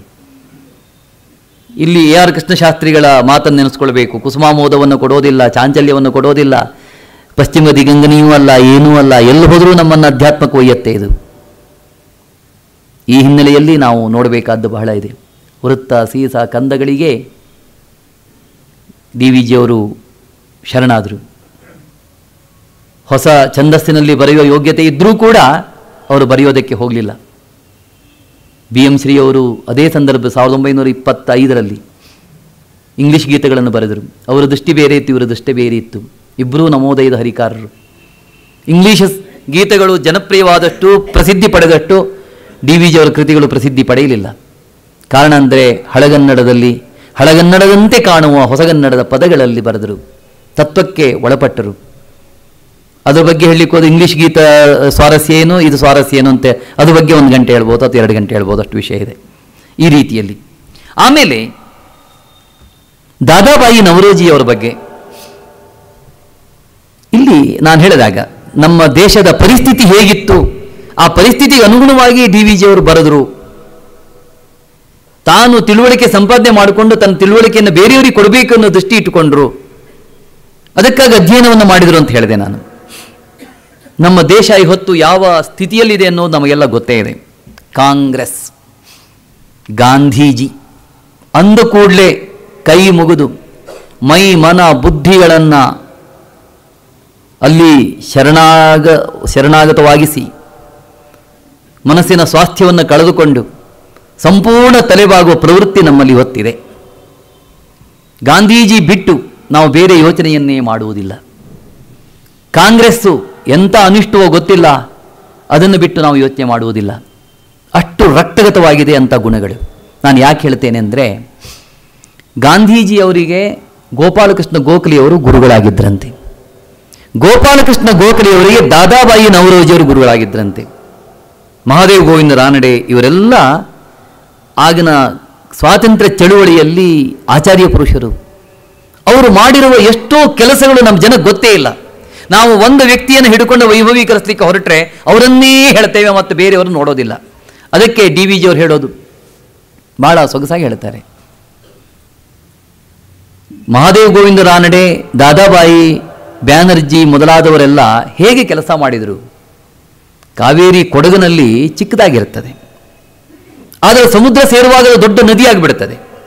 ಅದು ಹೇಗೆ ದೊಡ್ಡ ನದಿ ಆಯಿತು? ಸಣ್ಣ ತೊರೆಯಾದದ್ದು, ಅಕ್ಕಪಕ್ಕದ ತೊರೆ, ಹಳ್ಳ, ಹೊಳೆಗಳು ಎಲ್ಲ ಸೇರಿಕೊಂಡು ಅದು ದೊಡ್ಡ ಹೊಳೆಯಾಯಿತು. ಗಾಂಧೀಜಿಯವರ ಘಟ್ಟದಲ್ಲಿ, ಗಾಂಧೀಜಿಯವರು ಸ್ವಾತಂತ್ರ್ಯ ಚಳುವಳಿಯಲ್ಲಿ ಧುಮುಕಿದಾಗ ಅವರು ಹೋರಾಟ ಮಾಡುವಲ್ಲಿ ಈ ಸಣ್ಣ ಪುಟ್ಟ ಹಳ್ಳ, ತೊರೆ, ಹೊಳೆ ಎಲ್ಲ ಬಂದು ಸೇರ್ಕೊಂಡು ದೊಡ್ಡ ನದಿಯಾಗಿದೆ. ಅಲ್ಲಿವರೆಗೆ ಆ ನದಿಯನ್ನು ಹರಿಸಿಕೊಂಡು ಬಂದವರು ಯಾರು ಕೇಳಿದರೆ ದಾದಾಬಾಯಿ ನವರೋಜಿ, ಗೋಖಲೆ ಮೊದಲಾದವರು. ಅಂದರೆ ಆ ನದಿ ಹರಿದು ದೊಡ್ಡಾಗುವುದಕ್ಕೆ, ಉಪನದಿ ಬಂದು ಸೇರುವುದಕ್ಕೆ ಆನುಕೂಲ್ಯವನ್ನು ಒದಗಿಸಿಕೊಟ್ಟವರಂತ ಡಿ ವಿ ಜಿಯವರು ಹೇಳ್ತಾರೆ. ದಾದಾಬಾಯಿ ನವರೋಜಿಯವರ ಬಗ್ಗೆ ಒಂದು 25 ಪೇಜ್ ಬರೆದಿದ್ದಾರೆ. ಗೋಪಾಲಕೃಷ್ಣ ಗೋಖಲೆಯವರ ಬಗ್ಗೆ 200 ಪೇಜ್ ಬರೆದಿದ್ದಾರೆ. ಯಾವ ರೀತಿಯವರು ಅಧ್ಯಯನ ಮಾಡಿರಬೇಕು ಅಂತ ನಾವು ನೋಡಬೇಕು. ನಮ್ಮ ಕರ್ನಾಟಕದವರು ಅಲ್ಲ ಅವರು. ಅವರ ವ್ಯಕ್ತಿ ಚಿತ್ರವನ್ನು ಡಿ ವಿ ಜಿಯವರು ಮಾಡುವುದನ್ನು ನೋಡಿದರೆ ನಮಗೆ ವಿಸ್ಮಯ ಆಗ್ತದೆ. ನಿಜಕ್ಕೂ ನಮಗೆ ಇವತ್ತು ದಾದಾಬಾಯಿ ನವರೋಜಿಯವರ ಬಗ್ಗೆಯೂ ಗೊತ್ತಿಲ್ಲ, ಮಹಾದೇವ್ ಗೋವಿಂದ ರಾನಡೆ ಬಗ್ಗೆ ಗೊತ್ತಿಲ್ಲ, ತಿಲಕರ ಬಗ್ಗೆ ಗೊತ್ತಿಲ್ಲ, ಲಾಲ್ ಪಾಲ್ ಬಿಪಿನ್ ಎಲ್ಲ ಇದ್ರಲ್ಲ. ಇತಿಹಾಸವು ಅದನ್ನು ಪರಿಚಯ ಮಾಡಿಕೊಡೋದೂ ಇಲ್ಲ. ಗಾಂಧಿ ಜಯಂತಿ ಬಂತು ಅಂದ ಕೂಡಲೇ ಗಾಂಧೀಜಿಯವರ ಬಗ್ಗೆ ಮಾತ್ರ ಹೇಳ್ತೀವಿ ಹೊರತು ಅದೇ ದಿನ ಹುಟ್ಟಿದ 35 ವರ್ಷ ಅಂತರದ ಲಾಲ್ ಬಹದ್ದೂರ್ ಶಾಸ್ತ್ರಿಗಳ ಬಗ್ಗೆ ಹೇಳೋದೇ ಇಲ್ಲ. ಅವರು ಏನು ನಿಸ್ಪೃಹರಾಗಿ ಯೋಗಿಯಾಗಿ ಎಂಥ ಕೆಲಸವನ್ನು ಮಾಡಿದರು. ರಾಜ್ಯಶಾಸ್ತ್ರ ಎಲ್ಲ ಓದಿಬಿಟ್ರೆ ನಮಗೆ ಎದೆ ಒಡಿತದೆ. ಚಾಣಕ್ಯ ಎಂಥ ನಿಸ್ಪೃಹನಾಗಿದ್ದ, ಯಾಜ್ಞವಲ್ಕ್ಯರು, ಭರದ್ವಾಜರು ಎಂಥ ನಿಸ್ಪೃಹರಾಗಿದ್ದರು, ಶ್ರೀಕೃಷ್ಣ ಎಂತಹ ನಿಸ್ಪೃಹ ವ್ಯಕ್ತಿಯಾಗಿದ್ದ. ತನಗಾಗಿ ಹೋರಾಡಲೇ ಇಲ್ಲ ಶ್ರೀಕೃಷ್ಣ. ಎಲ್ಲ ಬೇರೆಯವರ ಬಗ್ಗೆ ಇವತ್ತು ನಾವು ಮಾಡ್ತಾ ಇದ್ದೇವೆ ಎಂಥ ದುಷ್ಟ ಕೆಲಸಗಳನ್ನು. ಅರ್ಕಾವತಿ ದಂಡೆ ಮೇಲಿರುವ 110 ಎಕರೆ ಭೂಮಿಯನ್ನು ಯಡಿಯೂರಪ್ಪ ಖರೀದಿ ಮಾಡಿದ್ದಾನೆ. ಅದು ಮಾರಾಟ ಮಾಡಿ ಅಥವಾ ಇನ್ನೇನೋ ಡಿನೋಟಿಫೈಯಲ್ಲಿ ಮಾಡಿರುವಂಥದ್ದು. ಫೆಬ್ರವರಿ ಹೊತ್ತಿಗೆ, ಮಾರ್ಚ್ ಹೊತ್ತಿಗೆ ಬಜೆಟ್ ಮಂಡನೆ ಮಾಡಿ ಮಧ್ಯಂತರ ಚುನಾವಣೆ ಮಾಡಬೇಕು ಅಂತ ಹೊರಟಿದ್ದಾನೆ. ಗಣಿ ದಣಿಗಳನ್ನು ಮೀರಿಸಿದ್ದಾನೆ, ದೇವೇಗೌಡರನ್ನು ಮೀರಿಸಿದ್ದಾನೆ, ಎಲ್ಲರನ್ನು ಮೀರಿಸಿ ಆಯ್ತು ಅವನು. ಇವನು ಇರಬೇಕೋ ಹೋಗಬೇಕು. ನಿಸ್ಪೃಹತೆ ಅಂದರೆ ಯಾರಿಗೆ ಏನೂ ಗೊತ್ತೇ ಇಲ್ಲ ಇವತ್ತು. ಲಾಲ್ ಬಹದ್ದೂರ್ ಶಾಸ್ತ್ರಿಗಳು ಪ್ರಧಾನಮಂತ್ರಿ ಸ್ಥಾನದಿಂದ ಇಳಿಯುವಾಗ ಅಂದರೆ ಅವರು ಹಾರ್ಟ್ ಅಟ್ಯಾಕ್ ಹೋಗ್ಬಿಟ್ರದು ಬೇರೆ ಪ್ರಶ್ನೆ. ಒಂದು ಸ್ವಂತ ಮನೆ ಇಲ್ಲ ಅವರಿಗೆ. ಅವರ ವ್ಯಕ್ತಿತ್ವ ಅದು ಎಷ್ಟು ದೊಡ್ಡದಾಗಿತ್ತು. ಹೌದು, ನಮ್ಮ ದೇಶದಲ್ಲಿ ಊಟಕ್ಕಿಲ್ಲ ಅನ್ನೋ ಪರಿಸ್ಥಿತಿಯಲ್ಲಿ ನಾವೇನು ಮಾಡಬೇಕು? ಒಂದು ವಿದೇಶದವರು ಬಂದು ಲಾಲ್ ಬಹದ್ದೂರ್ ಶಾಸ್ತ್ರಿಗೆ ಹೇಳಿದ್ರಂತೆ, ನಾವು ನಿಮಗೆ ಆಹಾರ ಧಾನ್ಯಗಳನ್ನು ಕೊಡ್ತೇವೆ, ಆದರೆ ನಮ್ಮ ನಿಬಂಧನೆಗೆ ನೀವು ಒಪ್ಪಬೇಕು ಅಂತ. ಆಗ ಇವರು ಡಂಗುರ ಹೊಡೆಸಿದರು. ಪ್ರತಿ ಸೋಮವಾರ ರಾತ್ರಿ ಊಟವನ್ನು ಬಿಡಿ ಭಾರತೀಯರೇ ಅಂತ ಲಾಲ್ ಬಹದ್ದೂರ್ ಶಾಸ್ತ್ರಿ ಕೇಳಿಕೊಂಡ್ರು. ಆಗ ನಾವು ಬೇರೆಯವರ ಹತ್ರ ಆಹಾರ ಧಾನ್ಯ ತೆಗೆದುಕೊಳ್ಬೇಕಾದ ಅಗತ್ಯ ಇಲ್ಲ ಅಂತ ಹೇಳಿದರು. ಇಂಥ ವ್ಯಕ್ತಿ ಎಲ್ಲಿ ಸಿಗ್ತಾರೆ ನಮಗೆ ಇವತ್ತು? ಅವ್ರ ಬಗ್ಗೆ ಹೇಳುವವರು ಗತಿ ಇಲ್ಲ. ನಾನು ಗಾಂಧೀಜಿಯವರು ದೂಷಣೆ ಮಾಡ್ತಾ ಇಲ್ಲ, ಅವರು ಮಾಡಿದ ತ್ಯಾಗವು ದೊಡ್ಡದೇ. ಅವರ ಜೊತೆಯಲ್ಲಿ ಎಷ್ಟು ಜನ ಕೆಲಸ ಮಾಡಿದ್ದಾರೆ ಅನ್ನೋದನ್ನು ಅದು ಡಿ ವಿ ಜಿಯವರು ಮಾಡಿದ್ದಾರೆ. ದಾದಾಬಾಯಿ ನವರೋಜಿಯವರ ಬಗ್ಗೆ, ರಾಜಾರಾಮ್ ಮೋಹನ್ ರಾಯ್, ಗೋಪಾಲಕೃಷ್ಣ ಗೋಖಲೆ, ವಿವೇಕಾನಂದರು, ಹೀಗೆ ಎಲ್ಲರನ್ನೂ ತಗೊಂಡೇ ಬರ್ತಾರೆ ಅವರು. ಯಾರನ್ನು ಬಿಡುವುದಿಲ್ಲ. ಡಿ ವಿ ಜಿಯವರಲ್ಲಿರುವುದಂದರೆ ಸಮನ್ವಯ ದೃಷ್ಟಿ. ಇವತ್ತು ನಮಗೆ ಬೇಕಾದದ್ದು, ನಾವು ಒಂದು ಪಾಶ್ಚಾತ್ಯರಿಗೆ ಶರಣಾಗ್ತೇವೆ, ಇಲ್ಲ ಭಾರತೀಯತ್ವಕ್ಕೆ ಶರಣಾಗ್ತೇವೆ, ಯಾವುದೋ ಒಂದು ಅತಿಯಾಗಿ ಬೆಳೆಸ್ಕೊಳ್ತೇವೆ, ಮತ್ತೊಂದನ್ನು ಬಿಟ್ಟು ಬಿಡ್ತೇವೆ. ಅದು ಹೋಗ್ಬೇಕು ಇವತ್ತು. DVಜಿಯವರು ಓದಿದರೆ ನಮಗೆ ಸಮದೃಷ್ಟಿ ಬೆಳೀತದೆ. ಅವರು ಎಷ್ಟು ಚಂದ ಹೇಳ್ತಾರೆ ಅಂದರೆ, ಸೆಲ್ವಾರ್ ಕಮೀಜ್ ಹಾಕಿದ ಪ್ಯಾಂಟ್ ಹಾಕಿದ ಹೆಣ್ಣುಮಕ್ಕಳು ಇರಲಿ, ಸೀರೆ ಉಟ್ಕೊಂಡು ಹೋಡಿಗೆ ಒಂದು ಗೌರವ ಇದೆ ಅಂತ ಹೇಳ್ತಾರೆ ಅವರು. ಅದನ್ನು ಅಲಗಳೆಯೋದಿಲ್ಲ ಅವರು, ಅದಕ್ಕೊಂದು ಸ್ಥಾನ ಇದೆ ಅಂತ ಹೇಳ್ತಾರೆ ಅವರು. ಅದನ್ನು ಬೇಡ ಅಂತ ಹೇಳ, ಸೆಲ್ವಾರ್ ಕಮೀಜನ್ನು ಬೇಡ ಅಂತ ಹೇಳಲ್ಲ, ಪ್ಯಾಂಟ್ ಬೇಡ ಅಂತ ಹೇಳಲ್ಲ ಅವರು. ಈ ಸಮನ್ವಯ ದೃಷ್ಟಿ ಹೆಜ್ಜೆ ಹೆಜ್ಜೆಗೆ ನಾವು ಕಾಣ್ತೇವೆ. ಎಂಥ ಆಧುನಿಕರಾಗಿದ್ದರು ಅಂದರೆ DVಜಿಯವರು ಹೇಳ್ತಿರೋದು. ಅವರ ಮುಖ್ಯ ಒಲವು ಬೇರೆ ಇದ್ದಿರಬಹುದು, ಅದು ನಾನು ಮುಂದೆ ಹೇಳ್ತೇನೆ. ಅದನ್ನು ನನ್ನ ಸಮಯ ಸಾಕಾಗುವುದು, ಅಷ್ಟು ವಿಷಯ ಉಂಟು. ಆ ನಮೂನಿ ವಿಷಯಗಳನ್ನು DVಜಿಯವರು ತರ್ತಾರೆ. ಹೀಗೆ ದಾದಾಬಾಯಿ ನವರೋಜಿ ನಿಜ ದೇಶಂ ನಿಜ ಮಾತೃದೇವಿ ನಿಜ ದೇಶೀಯರ್ ನಿಜ ಭ್ರಾತೃಗಳ್ ನಿಜ ಸೌಖ್ಯಂ ನಿಜ ರಾಷ್ಟ್ರ ಸೌಖ್ಯಮೇ ಎನ್ನುತ್ತಂತರ್ಬಹಿಶುದ್ಧಿಯಂ ಸುಜನಾರಾಧಿತ ಮಾರ್ಗದೊಳ್ ನಡೆದ ದಾದಾಬಾಯಿಯಂ ಧನ್ಯನಂ ಭಜಿಪೆಂ ಮಾನಸ ಶುದ್ಧಿಯಂ ಬಯಸುತಂ ಶ್ರೀ ಭಾರತೀ ಸೇವೆಯೊಳ್ ತಾತನಿವನಾತ್ಮೀಯರಿಗೆ ಸಹಜಾತನೆಲ್ಲ ಜನರ್ಗೆ ಭಾರತ ಮಾತೆಗಮಿತ ಶುಭೋದಯ ನವದಿನದ ರವಿಯನಿಪ ರೀತಿಯಲ್ಲಿ ಬಾಳ್ದ ಕಿಲರಿಂ ಸಂಪ್ರೀತನಾದ ಯಥಾರ್ಥ ನಾಮ ಖ್ಯಾತ ದಾದಾಬಾಯಿ ನವರೋಜಿಯ ಸದಾ ನೆನೆವಂ. ಇಲ್ಲಿ ಹೇಳ್ತಾರೆ, ತನು ಸೌಖ್ಯವನೇ ಕೋರಿ ಧನದಾಸೆಯಲ್ಲಿ ಬಳಲು ತೆನಿಬರೋ ಜನನಿಯನೇ ಮರೆಯುತಿಹರು. ಘನವೆನೆಪ ಬಿರುದಾವಳಿಯ ಗಳಿಪ ಚತುರತೆಯೊಳನಿವರು ಜೀವನವ ಕಳೆಯುತಿಹರು. ನಿಜ ಜನರ ಮೇಲ್ಮೆಯಂ ನೆನೆಯದರೆ ನಿಮಿಷಮಂ ಪಶುಸುಖದೊಳೆನಿವರೋ ಮುಳುಗುತಿಹರು. ಜಾತಿ ಭೇದವೇ ಸೋದರತ್ವದಿಂ ಮೇಲೆನ್ನು ತೆನಿಬರೋ ವೈರದೊಳ್ ಮೆರೆಯುತಿಹರು. ದೇಶಹಿತವನೇ ತನ್ನ ಗುರಿಯೊಳಿಡುತೆ ಮುದದಿನ ಆತ್ಮಾರ್ಪಣೆಯ ನಾಕೆಗೆಸಗಿ ನಿಲುವ ಮಹನೀಯರತಿ ವಿರಳರವರೊಳಿಂದು ಪೂಜ್ಯನ ನವರೋಜಿ ಮೊದಲೆನಿಪನಲ್ತೆ. ಇಲ್ಲಿ ನಿಜ ದೇಶಂ ನಿಜ ಮಾತೃದೇವಿ, ಇಲ್ಲಿ ನಿಜ ಎನ್ನುವ ಪದವನ್ನು ಎಷ್ಟು ಸಲ ಬಳಸಿದ್ದಾರೆ ನೋಡಿ. ನಿಜ ದೇಶೀಯರ್ ನಿಜ ಭ್ರಾತೃಗಳ್ ನಿಜ ಸೌಖ್ಯಂ ನಿಜ ರಾಷ್ಟ್ರ ಸೌಖ್ಯಮೇ ಎನ್ನುತ್ತ ಅಂತರ್ಬಹಿಶುದ್ಧಿಯಂ ಸುಜನಾರಾಧಿತ ಮಾರ್ಗದೊಳ್ ನಡೆದ ದಾದಾಬಾಯಿಯಂ ಧನ್ಯನಂ. ದಾದಾಬಾಯಿ ನವರೋಜಿಯವರು ನಮ್ಮ ದೇಶದವರೇ ಅಲ್ಲ, ಪರ್ಷಿಯಾ ಮೂಲ, ಸರೋಟ್ರದವರು, ಅಗ್ನಿ ಪೂಜಕರು. ಅಂಥವರು ಶ್ರೀಮಂತರು, ವ್ಯಾಪಾರಕ್ಕಾಗಿ ಬಂದವರು. ಭಾರತದಲ್ಲಿಯೇ ನೆಲೆಸಿ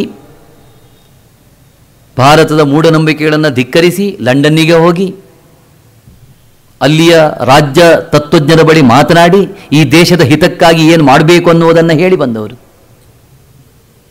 ನಮಗೆ ದಕ್ಷಿಣ ಆಫ್ರಿಕಾಕ್ಕೆ ಗಾಂಧೀಜಿ ಹೋಗಿದ್ದು ಮಾತ್ರ ಗೊತ್ತು, ಗೋಪಾಲಕೃಷ್ಣ ಗೋಖಲೆ ಹೋಗಿದ್ದು ಗೊತ್ತಿಲ್ಲ, ದಾದಾಬಾಯಿಯವರು ಹೋಗಿದ್ದು ಗೊತ್ತಿಲ್ಲ. ಹೇಗೆ ಅವರು ಸಮನ್ವಯವನ್ನು ಸಾಧನೆ ಮಾಡ್ತಿದ್ರು ಅನ್ನೋದನ್ನು ನಾವು ತಿಳ್ಕೊಳ್ಬೇಕು. ಗಾಂಧೀಜಿಯವರಿಗಿಂತ ಮೊದಲು ಇವರೆಲ್ಲ ಕೆಲಸ ಮಾಡಿದ್ದಾರೆ. ಇವರೆಲ್ಲ ಸ್ವಾತಂತ್ರ್ಯ ಹೋರಾಟಗಾರರೇ, ಯಾರೂ ತೆಪ್ಪ ಕೂತಿರಲಿಲ್ಲ. ತಾತನಿವನಾತ್ಮೀಯರಿಗೆ ದಾದಾಬಾಯಿ, ದಾದಾ ಅನ್ನೋದಕ್ಕೆ ತಾತ ಅಂತ ಕರೆದಿದ್ದಾರೆ. ದಾದಾ ಅಂದರೆ ತಾತ ಅಂತಲೇ ಅರ್ಥ. ತಾತನಿವನಾತ್ಮೀಯರಿಗೆ ಸಹಜಾತ ಭಾಯಿ ಸಹೋದರ ದಾದಾಬಾಯಿ, ಭಾಯಿ ಅನ್ನುವುದಕ್ಕೆ ಸಹಜಾತ ಬ್ರದರ್, ಒಡ ಹುಟ್ಟಿದವನು ಎನ್ನುವ ಅರ್ಥದಲ್ಲಿ ಸಹಜಾತ ಅಂತ ಕರೆದಿದ್ದಾರೆ. ಎಲ್ಲ ಜನರಿಗೆ ಭಾರತ ಮಾತೆಗೆ ಅಮಿತ ಶುಭೋದಯ ನವದಿನದ ರವಿ ಎನಿಪ. ನವರೋಜಿ ಅನ್ನುವುದಕ್ಕೆ ನವದಿನ ಅಂತ ಬರೆದಿದ್ದಾರೆ. ನವದಿನದ ರವಿ ಎನಿಪ, ನವರೋಜಿ ಎನ್ನುವುದಕ್ಕೆ ನವದಿನದ ರವಿ, ಹೊಸ ದಿನಕ್ಕೆ ರವಿ ಇವನು. ಎಲ್ಲರೂ ತಮ್ಮ ತಮ್ಮ ಸುಖದಲ್ಲಿ ಸೌಖ್ಯದಲ್ಲಿ ತಮ್ಮ ತಮ್ಮ ಸ್ವಂತ ಅಭಿವೃದ್ಧಿಯಲ್ಲಿ ಗಮನ ಕೊಟ್ಟಿರುವಾಗ ದೇಶಹಿತವನ್ನೇ ತನ್ನ ಗುರಿಯೊಳಿಡುತ್ತೆ.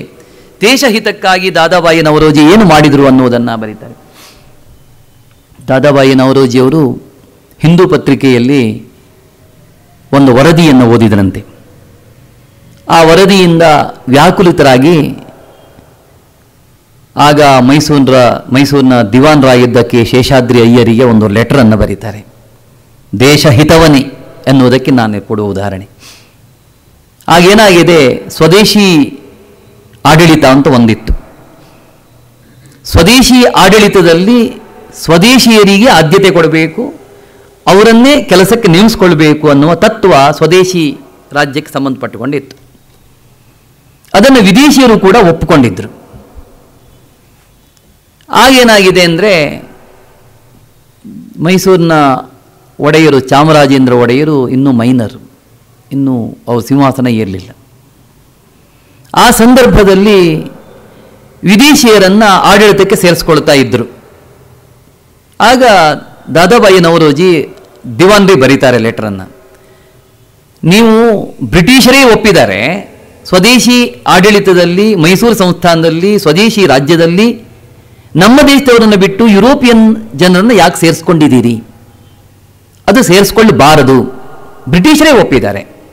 ಈ ಆಡಳಿತದಲ್ಲಿ ಈ ರೀತಿ ಆದದ್ದಕ್ಕೆ ನನಗೆ ವ್ಯಾಕುಲ ಉಂಟಾಗಿದೆ, ದುಃಖ ಉಂಟಾಗಿದೆ, ವಿಷಾದ ಉಂಟಾಗಿದೆ. ಹೀಗೆ ಮಾಡಿರುವುದರಿಂದ ನಮಗೆ ಏನು ನಷ್ಟ ಆಗ್ತದೆ ಅನ್ನೋದನ್ನು ಹೇಳ್ತಾರೆ.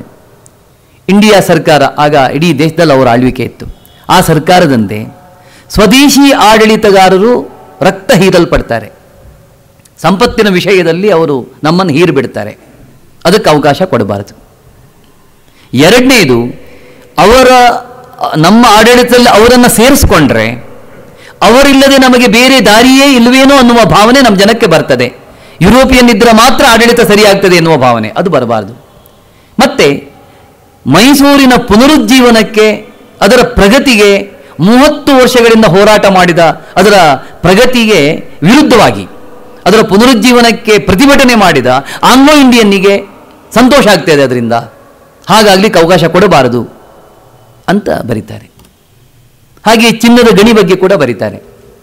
ಪ್ರಕೃತಿ ನಮಗೆ ಕೊಟ್ಟಿರುವಂತಹ ಈ ಚಿನ್ನವನ್ನು ನಾವೇ ಉಪಯೋಗಿಸ್ಕೊಳ್ಬೇಕು, ನಾವೇ ಆಡಳಿತದಲ್ಲಿ ತರಬೇಕು, ನಮ್ಮ ಅಭಿವೃದ್ಧಿಗೆ, ನಮ್ಮ ಪ್ರಗತಿಗೆ ಅದನ್ನು ವಿನಿಯೋಗಿಸಬೇಕು. ಬೇರೆ ದೇಶಕ್ಕೆ ಕೊಟ್ಟರೆ ನಮಗೆ ಕೇವಲ ಒಂದು ರಾಯಲ್ಟಿ ಸಿಗ್ತದೆ, ಒಂದು ಕೂಲಿ ಆಗ್ತದೆಯೇ ಹೊರತು ಅದರಿಂದ ಏನೂ ಪ್ರಯೋಜನ ಆಗೋದಿಲ್ಲ. ಆ ಸಂಪತ್ತಿನ ವಿಷಯದಲ್ಲಿ ನಾವು ಜಾಗರೂಕರಾಗಿರಬೇಕು ಅಂತ ಹೇಳಿ ಬರೀತಾರೆ. ಕಬ್ಬಿಣದ ಕಾರ್ಖಾನೆ ಬಗ್ಗೆ ಬರೀತಾರೆ. ಇಂಥ ಲೆಟರ್ಗಳು ಬೇಕಾದಷ್ಟಿವೆ.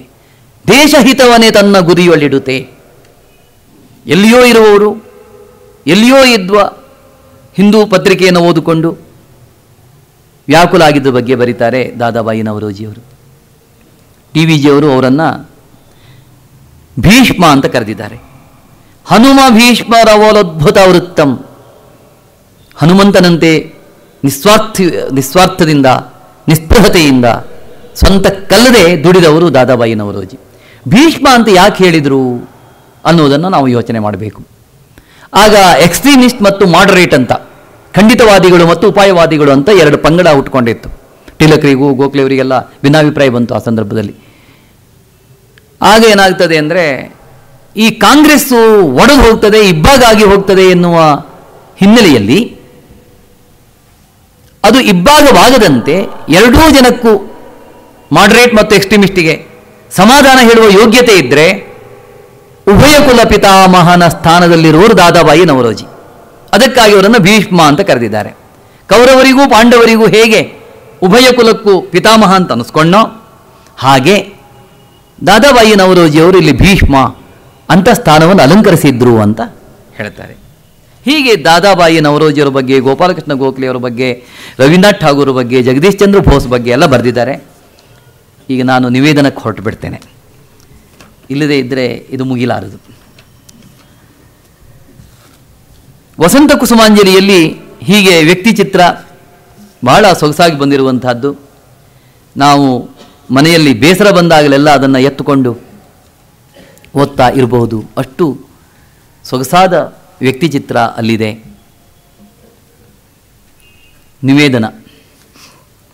ನಿವೇದನವನ್ನು DVಜಿಯವರು ಬರೆದರು. ಅದರಲ್ಲಿ ಒಂದು ಮಾತನ್ನು ಅವರು ಹೇಳ್ತಾರೆ.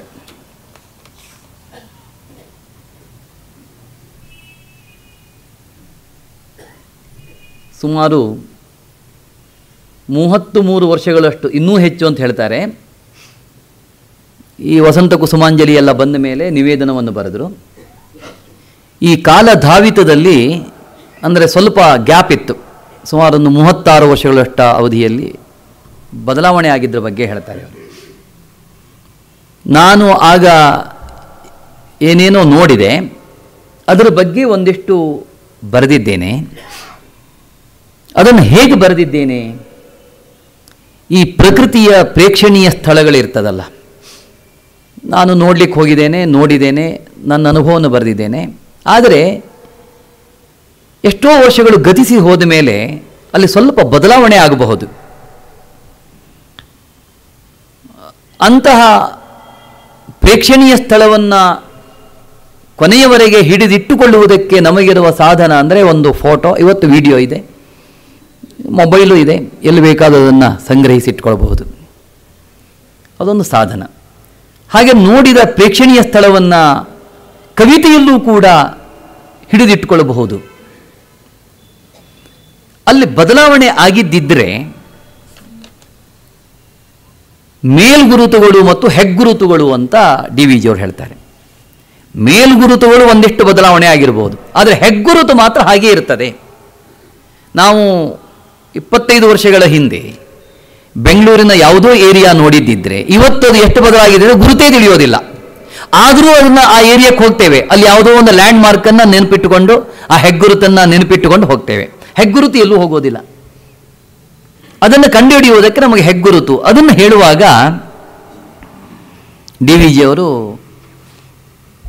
ಬಹಳ ಈ ಅಭಿಪ್ರಾಯ ಅವರಿಗೆ ಯಾಕೆ ಬಂದಿರಬಹುದು ಅಂತ ಯೋಚನೆ ಮಾಡಿದರೆ, ಅವರ ಆ ಬಹುಶ್ರುತತ್ವ ಇದೆಯಲ್ಲ, ಬೇರೆ ಬೇರೆ ಬೇರೆ ಬೇರೆ ಕಾವ್ಯಗಳನ್ನು ಓದಿದ್ದು, ಬೇರೆ ಬೇರೆ ಸಾಹಿತ್ಯಗಳನ್ನು ಓದಿದ್ದು, ಜೀವನಾನುಭವ, ಅದನ್ನೇ ಬಹುಶ್ರುತತ್ವ ಅಂತ ಕರೀತಾರೆ. ಬಹಳ ವಿಷಯವನ್ನು ಕೇಳಿದ್ದಿದ್ರೆ, ಓದಿದ್ದಿದ್ರೆ ಅದೇ ಬಹುಶ್ರುತತ್ವ. ಆ ಬಹುಶ್ರುತತ್ವ ಅಲ್ಲಿ ಬಹಳ ಕೆಲಸ ಮಾಡಿದೆ ಅವರಿಗೆ ಈ ಅಭಿಪ್ರಾಯವನ್ನು ಕೊಡುವಾಗ. ಅವ್ರು ಹೇಳ್ತಾರೆ ನೋಡಿ, ಡಿ ವಿ ಜಿಯವರ ಮಾತಿನಲ್ಲೇ ಒಂದು ಸಲ ಓದಿಬಿಡ್ತೇನೆ ಅದನ್ನು. ಇಲ್ಲಿರುವ ಪದ್ಯಗಳು ಈಗ 33 ವರ್ಷಗಳಷ್ಟು, ಇನ್ನೂ ಹೆಚ್ಚು ಹಳೆಯವು. ಈ ಕಾಲಧಾವಿತದಲ್ಲಿ ಭೂಮುಖ ಬಹುಮಟ್ಟಿಗೆ ಬದಲಾಯಿಸಿದೆ. 1923ರ ಕಣ್ಣಿಗೆ ಕಾಣಿಸಿದ್ದು 1956ರ ಕಣ್ಣಿಗೆ ಕಾಣಬಂದೀತೋ ಬಾರದೋ. ಪ್ರಕೃತಿಯ ಪ್ರೇಕ್ಷಣೀಯ ಕ್ಷೇತ್ರಗಳಲ್ಲಿ ಉಳಿದು ನಿಲ್ಲದೆ ಇಮಿರಿ ಹೋಗಬಹುದಾದ ಸೌಂದರ್ಯಾಂಶವನ್ನು ಬಹುದಿನದ ಪುನರ್ದರ್ಶನಕ್ಕಾಗಿ ಹಿಡಿದಿರಿಸುವ ಸಾಧನ ಛಾಯಾಗ್ರಹಣ ಯಂತ್ರಕಲೆಯದು. ಅಂಥ ಸೌಂದರ್ಯ ದರ್ಶನದಿಂದ ಮನಸ್ಸಿಗಾದ ಒಂದು ಕ್ಷಣದ ಅನುಭವವನ್ನು ಸ್ಥಿರ ರೂಪದಲ್ಲಿ ಹಿಡಿದಿರಿಸುವ ಪ್ರಯತ್ನ ಕವನ ಕಲೆಯದು. ಪದ್ಯದಲ್ಲಿ ಹುದುಗಿಸಿದ ಭಾವವನ್ನು ಮತ್ತಷ್ಟು ವಿಶದಪಡಿಸಲು ಅದನ್ನು ಪ್ರೇರಿಸಿದ ಕ್ಷೇತ್ರದ ಪ್ರತ್ಯಕ್ಷ ದರ್ಶನ ಸಹಾಯವಾಗುತ್ತದೆ. ಆ ಕ್ಷೇತ್ರಗಳ ಮೇಲ್ಗುರುತುಗಳು ಕೆಲವು ಬದಲಾಯಿಸಿದ್ದರೂ ಹೆಗ್ಗುರುತುಗಳು ಕೆಲವಾದರೂ ಉಳಿದುಕೊಂಡಿರುತ್ತವೆ ಅಂತ ಹೇಳ್ತಾರೆ. ಅದಕ್ಕೆ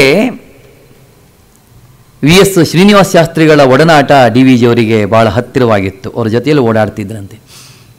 ಒಮ್ಮೆ ವಿ ಎಸ್ ಶ್ರೀನಿವಾಸ ಶಾಸ್ತ್ರಿಗಳು ರಾಮಾಯಣದ ಒಂದು ಘಟ್ಟವನ್ನು ತಗೊಂಡು ಅದರ ಸ್ವಾರಸ್ಯವನ್ನು ಹೇಳ್ತಾ ಇದ್ರಂತೆ.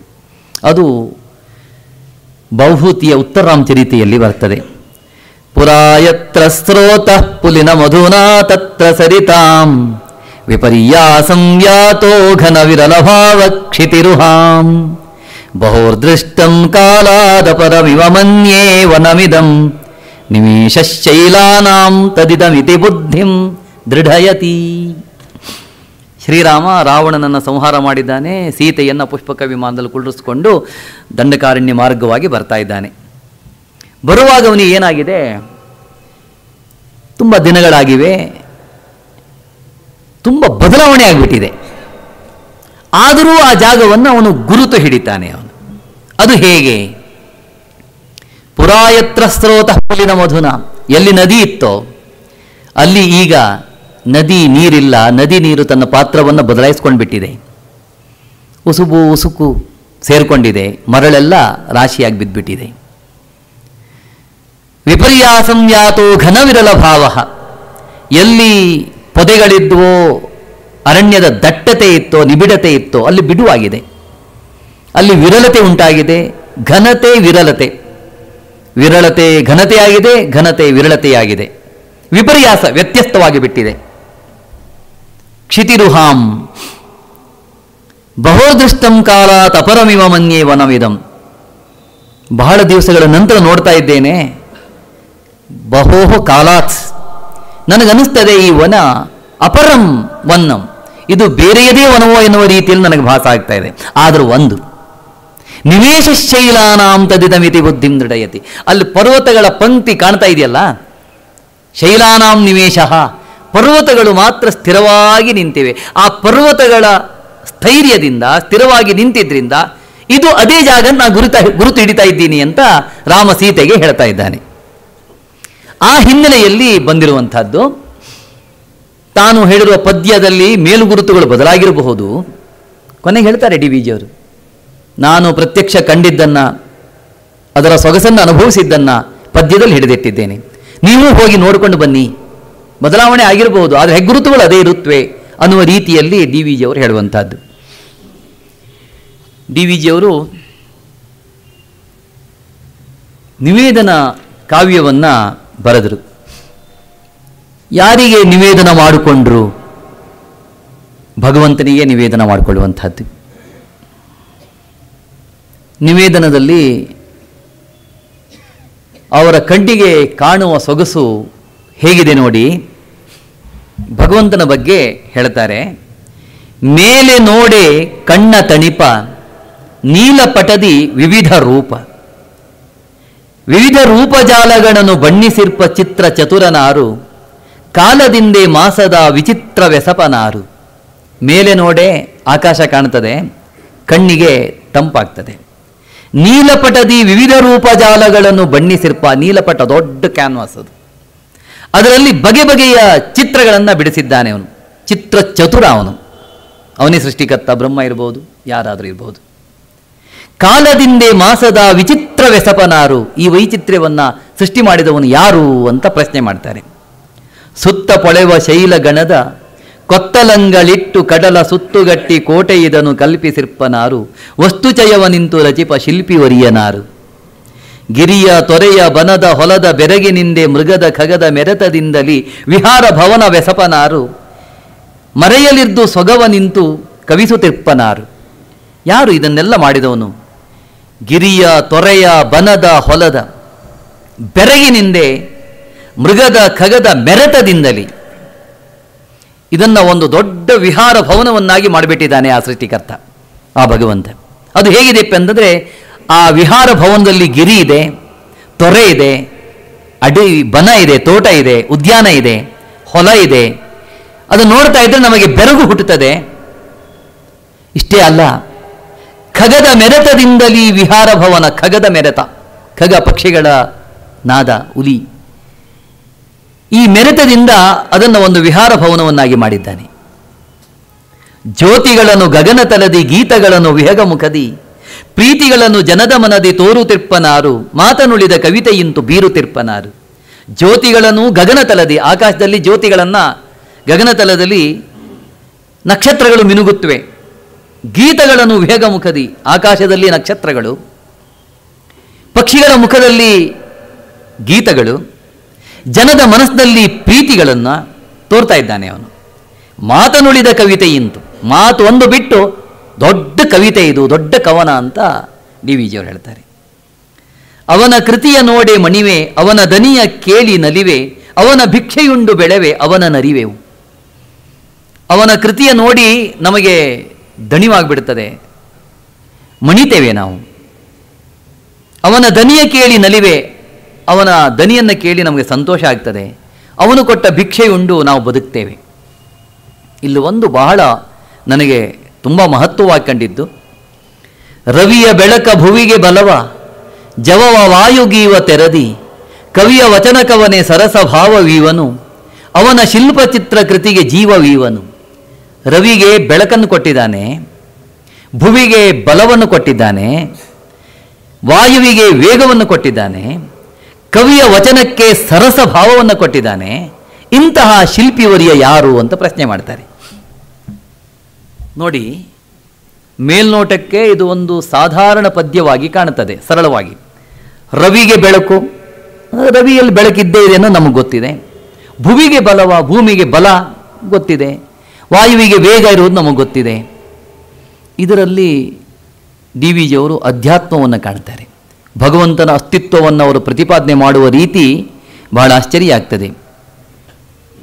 ಇಲ್ಲಿ ಭಗವದ್ಗೀತೆಯ ವಾಕ್ಯವನ್ನು ಹುದುಗಿಸಿದ್ದಾರೆ, ಉಪನಿಷತ್ತಿನ ವಾಕ್ಯಗಳನ್ನು ಇಲ್ಲಿ ಇಟ್ಟಿದ್ದಾರೆ ಅವರು. ಅದು ಭಗವದ್ಗೀತೆ ಅವರ ಜೀವನ ಧರ್ಮಯೋಗ ಇದೆಯಲ್ಲ, ಅದನ್ನು ಓದಿಕೊಂಡ್ರೆ ಅರ್ಥ ಆಗ್ತದೆ. ಇದನ್ನು ಕೇಳಿದರೆ ನಿಮಗೆ ಸಂತೋಷ ಆಗ್ತದೆ ಅಂತ ನಾನು ಅಂದ್ಕೊಳ್ತಾ ಇದ್ದೇನೆ. ಉಪನಿಷತ್ತಿನ ವಾಕ್ಯ ಇಲ್ಲಿದೆ.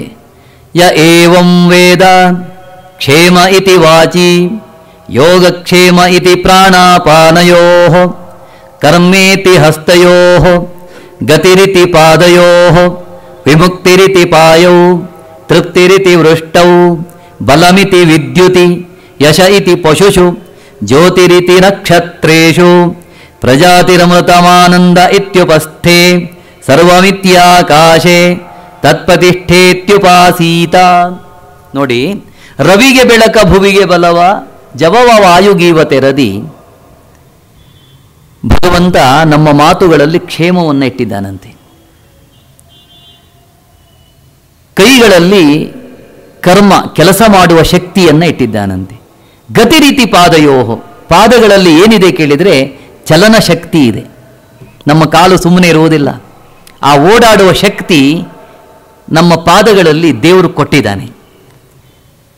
ತೃಪ್ತಿ ರೀತಿ ವೃಷ್ಟವು, ಮಳೆಯಲ್ಲಿ ಆ ಮಳೆ ಬಂದಾಗ ನಮಗೆ ಏನಾಗ್ತದೆ? ಸಂತೋಷ ಆಗ್ತದೆ, ಆನಂದ ಆಗ್ತದೆ. ತೃಪ್ತಿ ರೀತಿ ವೃಷ್ಟವು, ಮಳೆಯಲ್ಲಿ ತೃಪ್ತಿಯನ್ನು ಕೊಟ್ಟಿದ್ದಾನಂತೆ. ಮಳೆ ಇಲ್ಲದೆ ಒದ್ದಾಡ್ಕೊಂಡಿರ್ತೇವೆ, ಮಳೆ ಬಂದಾಗ ನಮ್ಮ ಮನಸ್ಸಿಗೆ ಆಗುವ ಸಂತೋಷ ಅನಿರ್ವಚನೀಯವಾದ್ದು. ಆ ಮಳೆಗೆ ವೃಷ್ಟಿ, ಆ ವೃಷ್ಟಿಯಲ್ಲಿ ತೃಪ್ತಿಯ ಗುಣವನ್ನು ಕೊಟ್ಟಿದ್ದಾನೆ. ವಿದ್ಯುತ್ತಿನಲ್ಲಿ ಬಲವನ್ನು ಕೊಟ್ಟಿದ್ದಾನೆ. ನೋಡಿ, ಈ ವಿದ್ಯುತ್ತಿನಿಂದ ನಾವು ಎಂತೆಂಥ ಬಲವನ್ನು ಪ್ರಯೋಗ ಮಾಡ್ತಾ ಇದ್ದೀವಿ. ಇದು ಉಪನಿಷತ್ನಲ್ಲಿರುವಂಥ ಮಾತು. ಯಶ ಇತಿ ಪಶುಷು, ಪಶುಗಳಲ್ಲಿ ಯಶಸ್ಸನ್ನು ಕೊಟ್ಟಿದ್ದಾನಂತೆ. ನಕ್ಷತ್ರಗಳಲ್ಲಿ ಜ್ಯೋತಿಯನ್ನು ಕೊಟ್ಟಿದ್ದಾನಂತೆ. ಇದೇ ಮಾತನ್ನು ಭಗವಂತ ಭಗವದ್ಗೀತೆಯಲ್ಲಿ ಏನು ಹೇಳಿದ? ರಸೋಹಮಪ್ಸು ಕೌಂತೇಯ ಪ್ರಭಾಸ್ಮಿ ಶಶಿಸೂರ್ಯಯೋ ಪ್ರಣಮಸ್ಸರ್ವವೇದೇಷು ಶಬ್ದಃಖೇ ಪೌರುಷಂದೃಷು ಪುಣ್ಯೋ ಗಂಧ ಪೃಥಿವ್ಯಾಂಚ ತೇಜಶ್ಚಾಸ್ಮಿ ವಿಭಾವಸೌ ಜೀವನಂ ಸರ್ವಭೂತೇಷು ತಪಶ್ಚಾಸ್ಮಿ ತಪಸ್ವಿಷು. ಅರ್ಜುನಿಗೆ ಕೃಷ್ಣ ಹೇಳುವ ಮಾತು, ಕೌಂತೇಯ ಅರ್ಜುನ, ರಸೋಹಮಪ್ಸು, ನೀರಿನಲ್ಲಿ ನಾನು ರಸ ಆಗಿದ್ದೇನೆ. ಪ್ರಭಾಸ್ಮಿ ಶಶಿಸೂರ್ಯಯೋಹೋ, ಶಶಿಸೂರ್ಯರಲ್ಲಿ ಬೆಳಕಾಗಿದ್ದೇನೆ. ಭಗವಂತ ಅಲ್ಲಲ್ಲಿ ಹೇಗೆ ಹುದುಕೊಂಡಿದ್ದಾನೆ ಅನ್ನೋದಕ್ಕೆ. ಸರ್ವವೇದಗಳಲ್ಲಿಯೂ ನಾನು ಪ್ರಣವಾಗಿದ್ದೇನೆ, ಓಂಕಾರ ಆಗಿದ್ದೇನೆ. ವೇದದ ವಾಕ್ಯಕ್ಕೂ ಓಂ ಅಂತ ಸ್ಟಾರ್ಟ್ ಮಾಡೋದು ಈ ಉದ್ದೇಶಕ್ಕೆ. ಸರ್ವ ವೇದಗಳಲ್ಲಿಯೂ ಓಂಕಾರ ಇದೆ. ಓಂಕಾರವೇ ಭಗವಂತ. ಆ ಭಗವಂತನ ನಾಮಸ್ಮರಣೆ ಮಾಡ್ತಾ ಮಾಡ್ತಾ ವೇದವನ್ನು ಹೇಳಬೇಕು. ಹಿನ್ನೆಲೆಯಲ್ಲಿ ಓಂಕಾರ ಬಂದಿರೋದು. ತೇಜಶ್ಚಾಸ್ಮಿ ವಿಭಾವಸವು, ಅಗ್ನಿಯಲ್ಲಿ ತೇಜಸ್ಸು ನಾನಾಗಿದ್ದೇನೆ. ಸರ್ವಭೂತಗಳಲ್ಲಿಯೂ ಜೀವನ ನಾನಾಗಿದ್ದೇನೆ. ತಪಸ್ವಿಗಳಲ್ಲಿ ತಪಸ್ವಿ ನಾನಾಗಿದ್ದೇನೆ ಅಂತ ಭಗವಂತ ಹೇಳ್ತಾನೆ. ಅಂದರೆ ಭಗವದ್ಗೀತೆಯನ್ನು, ಉಪನಿಷತ್ತುಗಳನ್ನು ಇವರು ಕನ್ನಡ ಪದ್ಯದಲ್ಲಿ ಹೇಗೆ ಹುದುಗಿಸಿದ್ದಾರೆ, ಹೇಗೆ ಅಳವಡಿಸಿದ್ದಾರೆ ಅನ್ನೋದು ಬಹಳ ರೋಚಕವಾದಂತಹ ಸಂಗತಿ. ಇದು ಡಿ ವಿ ಜಿಯವರ ಪ್ರತಿಯೊಂದು ಕಾವ್ಯವೂ ಕೂಡ ಇದೇ ಬಗೆಯಲ್ಲಿ ಹೋಗ್ತದೆ. ಈ ಕಾವ್ಯವನ್ನು ಉಪನ್ಯಾಸ ಮಾಡುವವನು, ಬೇರೆಯವರ ಜೊತೆ ಹಂಚಿಕೊಳ್ಳುವವನು ಅವರ ಎಲ್ಲ ಕೃತಿಗಳನ್ನು ಓದಿಕೊಂಡ್ರೆ ಒಂದು ನ್ಯಾಯ ಒದಗಿಸಬಹುದು. ಇಲ್ಲದೇ ಇದ್ದರೆ ಸಾಮಾನ್ಯ ಅರ್ಥ ಆಗಿಬಿಡ್ತದೆ. ಅದಾಗಬಾರದು ಎನ್ನುವ ಹಿನ್ನೆಲೆಯಲ್ಲಿ ಇವುಗಳನ್ನು ನಾನು ಓದ್ಕೊಂಡಿದ್ದೆ. ಆದ್ದರಿಂದ ಅಲ್ಲಿಂದಲ್ಲಿಗೆ ಜಾಯಿಂಟ್ ಕೊಡಲಿಕ್ಕೆ ನನಗೆ ಸಾಧ್ಯ ಆಯಿತು. ಆದರೆ ಡಿ ವಿ ಜಿಯವರು ಯಾವ ರೀತಿ ವೇದಗಳನ್ನು, ಉಪನಿಷತ್ತುಗಳನ್ನು, ಇಂಗ್ಲೀಷ್ ಕಾವ್ಯಗಳನ್ನು ಸಮನ್ವಯ ಮಾಡ್ತಿದ್ರು. ಬರೀ ಪಾಶ್ಚಾತ್ಯ ಕಾವ್ಯಕ್ಕೆ ಅವರು ಮಾರು ಹೋಗಲೇ ಇಲ್ಲ. ಅವರು ಎರಡನ್ನೂ ಮುಖಾಮುಖಿಯಾಗಿ ತಂದು ನಿಲ್ಲಿಸ್ಬಿಡ್ತಿದ್ರು ಅವರು. ಹಾಗಾಗಿ ಅವರ ಮಾತುಗಳಲ್ಲಿ ಒಂದು ಹೊಸತನ ನಾವು ಕಾಣ್ತೇವೆ. ಅವರು ಎಂತೆಂಥ ಮಾತುಗಳನ್ನು ಆಡ್ತಾರೆ ಅಂತಂದರೆ, ಹುಲಿಯ ಜೀವಕ್ಕೆ ಇಲಿಯ ದೇಹ ಸಾಕಾಗೋದಿಲ್ಲ ಅಂತ ಹೇಳ್ತಾರೆ. ಹುಲಿ ಇಲಿ ಪ್ರಾಸ ಬಂತು. ಹುಲಿಯ ಜೀವ ಅದು ಎಂಥ ಜೀವ? ಅಟ್ಯಾಕ್ ಮಾಡುವ ಜೀವ, ಬೇರೊಂದು ಪ್ರಾಣಿಯನ್ನು ಮುಕ್ಕುವ ಜೀವ, ಬಲಿಷ್ಠ ಪ್ರಾಣಿ. ಅದಕ್ಕೆ ಇಲಿಯ ದೇಹ ಕೊಟ್ಟರೆ ಆಗ್ತದಾ? ಆಗೋದಿಲ್ಲ. ಸೊಳ್ಳೆಯ ಜೀವಕ್ಕೆ ಸಿಂಹದ ಶರೀರವೂ ಸಾಕಾಗೋದು ಅಂತ ಹೇಳ್ತಾರೆ. ಆ ಕೆಟ್ಟ ಸೊಳ್ಳೆ ಅದು ಬಂದು ಕಡಿಯುತ್ತೆ, ಹೊಡೆದ್ರೆ ಹಿಂಗೆ ಸತ್ತೋಗ್ತದೆ, ಅದು ಸತ್ತೇ ಹೋಗ್ತದೆ. ಅದರ ಆಯುಷ್ಯವೇ ಒಂದಿನವಂತೆ. ಅದಕ್ಕೆ ಸಿಂಹದ ಶರೀರ ಹೊಂದುತ್ತಾ ಅಂತ ಕೇಳ್ತಾರೆ ಡಿ ವಿ ಜಿಯವರು. ಎಂಥ ಮಾತು ಇದೆಲ್ಲ! ಈ ಮಾತು ಎಲ್ಲಿ ಬಂತು ಇದು? ಅಂದರೆ ಅವರು ಯಾವ ರೀತಿ ಸಮನ್ವಯ ಮಾಡ್ತಿದ್ರು ಅನ್ನುವುದಕ್ಕೆ ನಮಗೆ ಆಶ್ಚರ್ಯ ಆಗ್ತದೆ. ಈ ಪದ್ಯದಲ್ಲಿ ಅತ್ಯಂತ ದುಃಖದ ಒಂದು ಮಾತನ್ನು ಆಡಿದ್ದಾರೆ ಅವರು. ಎನ್ನ ಮನೆಯೊಳಸೆದ ಬೆಳಕೆ ಎನ್ನ ಬದುಕಿನೊಂದು ಸಿರಿಯೇ, ನಿನ್ನ ನೆನೆಸು ಹರುಷಗೊಳಿಸಿ ಬರೆದ ಬರಹವ ಇನ್ನದೆಂತು ನೋಡಿ ನಗುತ್ತಲು ಹೊರವೇ ಸರಸವ. ಡಿ ವಿ ಗುಂಡಪ್ಪನವರ ಮಡದಿ ಭಾಗೀರಥಮ್ಮನವರು ಬಾಣಂತನದಲ್ಲಿದ್ದಾಗ, ಚಿಕ್ಕ ವಯಸ್ಸಿನಲ್ಲಿದ್ದಾಗ, ಡಿ ವಿ ಜಿಯವರು ಹೆಚ್ಚು ಕಡಿಮೆ 35 ವರ್ಷ. ಅವರು ಬೆಂಕಿ ಕಾಯಿಸ್ತಾ ಇರುವಾಗ ಅವರ ತಲೆಗೂದಿಗೆ ಬೆಂಕಿ ತಗಲಿ ಅವರು ಸತ್ತೋಗ್ತಾರೆ. ಅವರು ಅದರ ಬಗ್ಗೆನೇ ಬರೆದಿದ್ದಾರೆ ಡಿ ವಿ ಜಿಯವರು. ನನ್ನ ಹೆಂಡತಿಯೊಡನೆ ಮೂನ್ ಲೈಟ್ ಅಲ್ಲಿ ನಾನು ಹೇಗೆ ಸಂತೋಷವನ್ನು ಪಟ್ಟೆ ಅನ್ನೋದನ್ನು. ಅವರು ಜೀವನದಲ್ಲಿ ಸುಖವನ್ನೇ ಪಡಲಿಲ್ಲ, ದಾಂಪತ್ಯ ಸುಖವನ್ನೂ ಪಡಲಿಲ್ಲ, 3 ಮಕ್ಕಳನ್ನು ಪಡೆದರು. ಎನ್ನ ಮನೆಯೊಳಸದ ಬೆಳಕೆ, ಆ ಹೆಂಡತಿಯನ್ನು ನನ್ನ ಮನೆಯೇ ಎಸೆದ ಬೆಳಕು ಅಂತ ಹೇಳ್ಕೊಂಡಿದ್ದಾರೆ. ಎನ್ನ ಬದುಕಿನೊಂದು ಸಿರಿ ಅಂತ ಹೇಳ್ಕೊಂಡಿದ್ದಾರೆ. ನಿನ್ನ ನಿಲ್ಲಿಸು ಹರುಷಗೊಳಿಸೆ ಬರೆದ ಬರಹವ. ನಾನು ಬರೆದ ಬರಹದಿಂದ ನಿನ್ನನ್ನು ಸಂತೋಷಗೊಳಿಸಬೇಕು ಅಂತಿದ್ದೆ ನಾನು. ಇಲ್ಲದೆಂತೂ ನೋಡಿ ನಗುತ್ತಲೊರವೇ ಸರಸವ. ಇನ್ನೆಂದು ನೋಡ್ಲಿಕ್ಕೆ ನನ್ನ ಹತ್ರ ಆಗ್ತದೆ ಅಂತ ಹೇಳ್ಕೊಳ್ತಾರೆ. ಡಿ ವಿ ಜಿಯವರು ಎಂಥ ಆಧುನಿಕ ಮನಸ್ಸಿನವರು ಅನ್ನೋದಕ್ಕೆ ಒಂದು ಮಾತು ಹೇಳ್ತೇನೆ. ಚಿಕ್ಕ ವಯಸ್ಸು, ಹೆಂಡತಿ ಕಳ್ಕೊಂಡಿದ್ದಾರೆ. ಅವ್ರ ತಾಯಿ ಹೇಳಿದ್ರಂತೆ, ನೀನು ಮತ್ತೊಂದು ಮದುವೆ ಆಗ್ಬೋದಿತ್ತು ಅಂತ. ಅಷ್ಟರಲ್ಲಿ ಡಿ ವಿ ಜಿಯವರ ತಂಗಿ ವಿಧವೆಯಾಗಿ ಮನೆ ಸೇರಿಕೊಂಡಿದ್ದು, ತವರು ಮನೆ. ತಂಗಿ ವಿಧವೆಯಾಗಿದ್ದಾಳೆ, ಅವಳು ಮದುವೆಗೆ ನೀವು ಯೋಚನೆ ಮಾಡೋದಿಲ್ಲ, ನನ್ನ ಮದುವೆಗೆ ಯೋಚನೆ ಮಾಡ್ತೀರಿ ಅಂತ. ಜೀವನವಿಡೀ ಹಾಗೆಯೇ ಕಳೆದರು, ಮದುವೆ ಆಗಲಿಲ್ಲ. ವಿರಕ್ತರು, ಯೋಗಿಗಳು, ತಪಸ್ವಿಗಳು, ವಾಂಗ್ಮಯ ವಾರಿದಿ ಇಂಥವ್ರ ಬಗ್ಗೆ ಇಷ್ಟು ಮಾತಾಡಲಿಕ್ಕೆ ಅವಕಾಶ ಕೊಟ್ಟ ಗೋಖಲೆ ಇನ್ಸ್ಟಿಟ್ಯೂಷನ್ನ ಧನ್ಯವಾದಗಳು. ಅವಕಾಶ ಬಂದರೆ ಅವರ ನಿವೇದನವನ್ನು ಇನ್ನೊಮ್ಮೆ ಮುಂದುವರಿಸ್ತೇನೆ. ನಮಸ್ಕಾರ. ಸಂಜೆ 6 ಗಂಟೆಗೆ ಮಾತನಾಡಿದ್ದಾರೆ. ಪರಂಪರಾಗತವಾದ ಕಾವ್ಯಮಾರ್ಗದಲ್ಲಿಯೇ ಸಮಕಾಲೀನ ಸಂಗತತೆಯನ್ನು ಉಳ್ಳ ವಿಷಯಗಳನ್ನು ಅಧಿಕರಿಸಿ ರಚಿಸಿದ ಪದ್ಯಗಳ ಸಂಕಲನಗಳು ಡಿ ವಿ ಜಿಯವರ ನಿವೇದನ ಮತ್ತು ವಸಂತ ಕುಸುಮಾಂಜಲಿ. ಅವುಗಳ ಛಂದೋಬಂಧ ಭಾಷೆ ಹಿಂದಿನದಾಗಿದ್ದರೂ ಅದನ್ನು ಓದುವವರಿಗೆ ಇವು ಆಧುನಿಕ ಪದ್ಯಗಳು ಅಂತಾನೆ ಅನಿಸುತ್ತೆ. ಅದು ಈ ಪದ್ಯಗಳ ವಿಶೇಷ. ಇನ್ನು ಅವುಗಳ ಕಾವ್ಯ ಗುಣದ ಬಗ್ಗೆ ಅಂತೂ ಸಾಕಷ್ಟು ಹೇಳಿದ್ದಾರೆ. ಕವಿಯಾಗಿ ಡಿ ವಿ ಜಿಯವರಿಗೆ ಉಚ್ಚ ಸ್ಥಾನ ತಂದುಕೊಟ್ಟ ಪದ್ಯ ಮಾಲಿಕೆಗಳು ಇದೆರಡು ಅಂತಲೂ ನಾವು ನೆನಪು ಮಾಡ್ಕೋಬೇಕು. ಅದಕ್ಕಿಂತ ಹೆಚ್ಚಾಗಿ ಡಿ ವಿ ಜಿಯವರ ಜಗದ್ದೃಷ್ಟಿ ಅತ್ಯಾಕರ್ಷಕವಾಗಿ ನಿವೇದನದ ಪದ್ಯಗಳಲ್ಲಿ ಅಭಿವ್ಯಕ್ತ ಆಗಿದೆ. ವಸಂತ ಕುಸುಮಾಂಜಲಿಯಲ್ಲಿ ಕೆಲವು ತಾತ್ವಿಕ ಪದ್ಯಗಳ ಜೊತೆಗೆ ಡಿ ವಿ ಜಿ ನವಭಾರತ ನಿರ್ಮಾಪಕರು ಅಂತ ಯಾರನ್ನು ಗೌರವಿಸಿದ್ರು ಆ ಮಹಾವ್ಯಕ್ತಿಗಳಿಗೆ ನಮನಗಳನ್ನು ಸಲ್ಲಿಸಿದ್ದಾರೆ. ಜೀವಗೀತೆ, ಆತ್ಮಗೀತೆಗಳು ಅನುಕರಣ ಕೃತಿಗಳಾದರೂ ಅವನ್ನು ಡಿ ವಿ ಜಿ ತಮ್ಮ ಸಮನ್ವಯ ದೃಷ್ಟಿಯ ವಾಹಕವಾಗಿ ಹೇಗೆ ಬಳಸಿಕೊಂಡಿದ್ದಾರೆ ಅನ್ನೋದನ್ನು ಘನ ಭಟ್ರು ಹೇಳಿದ್ದಾರೆ.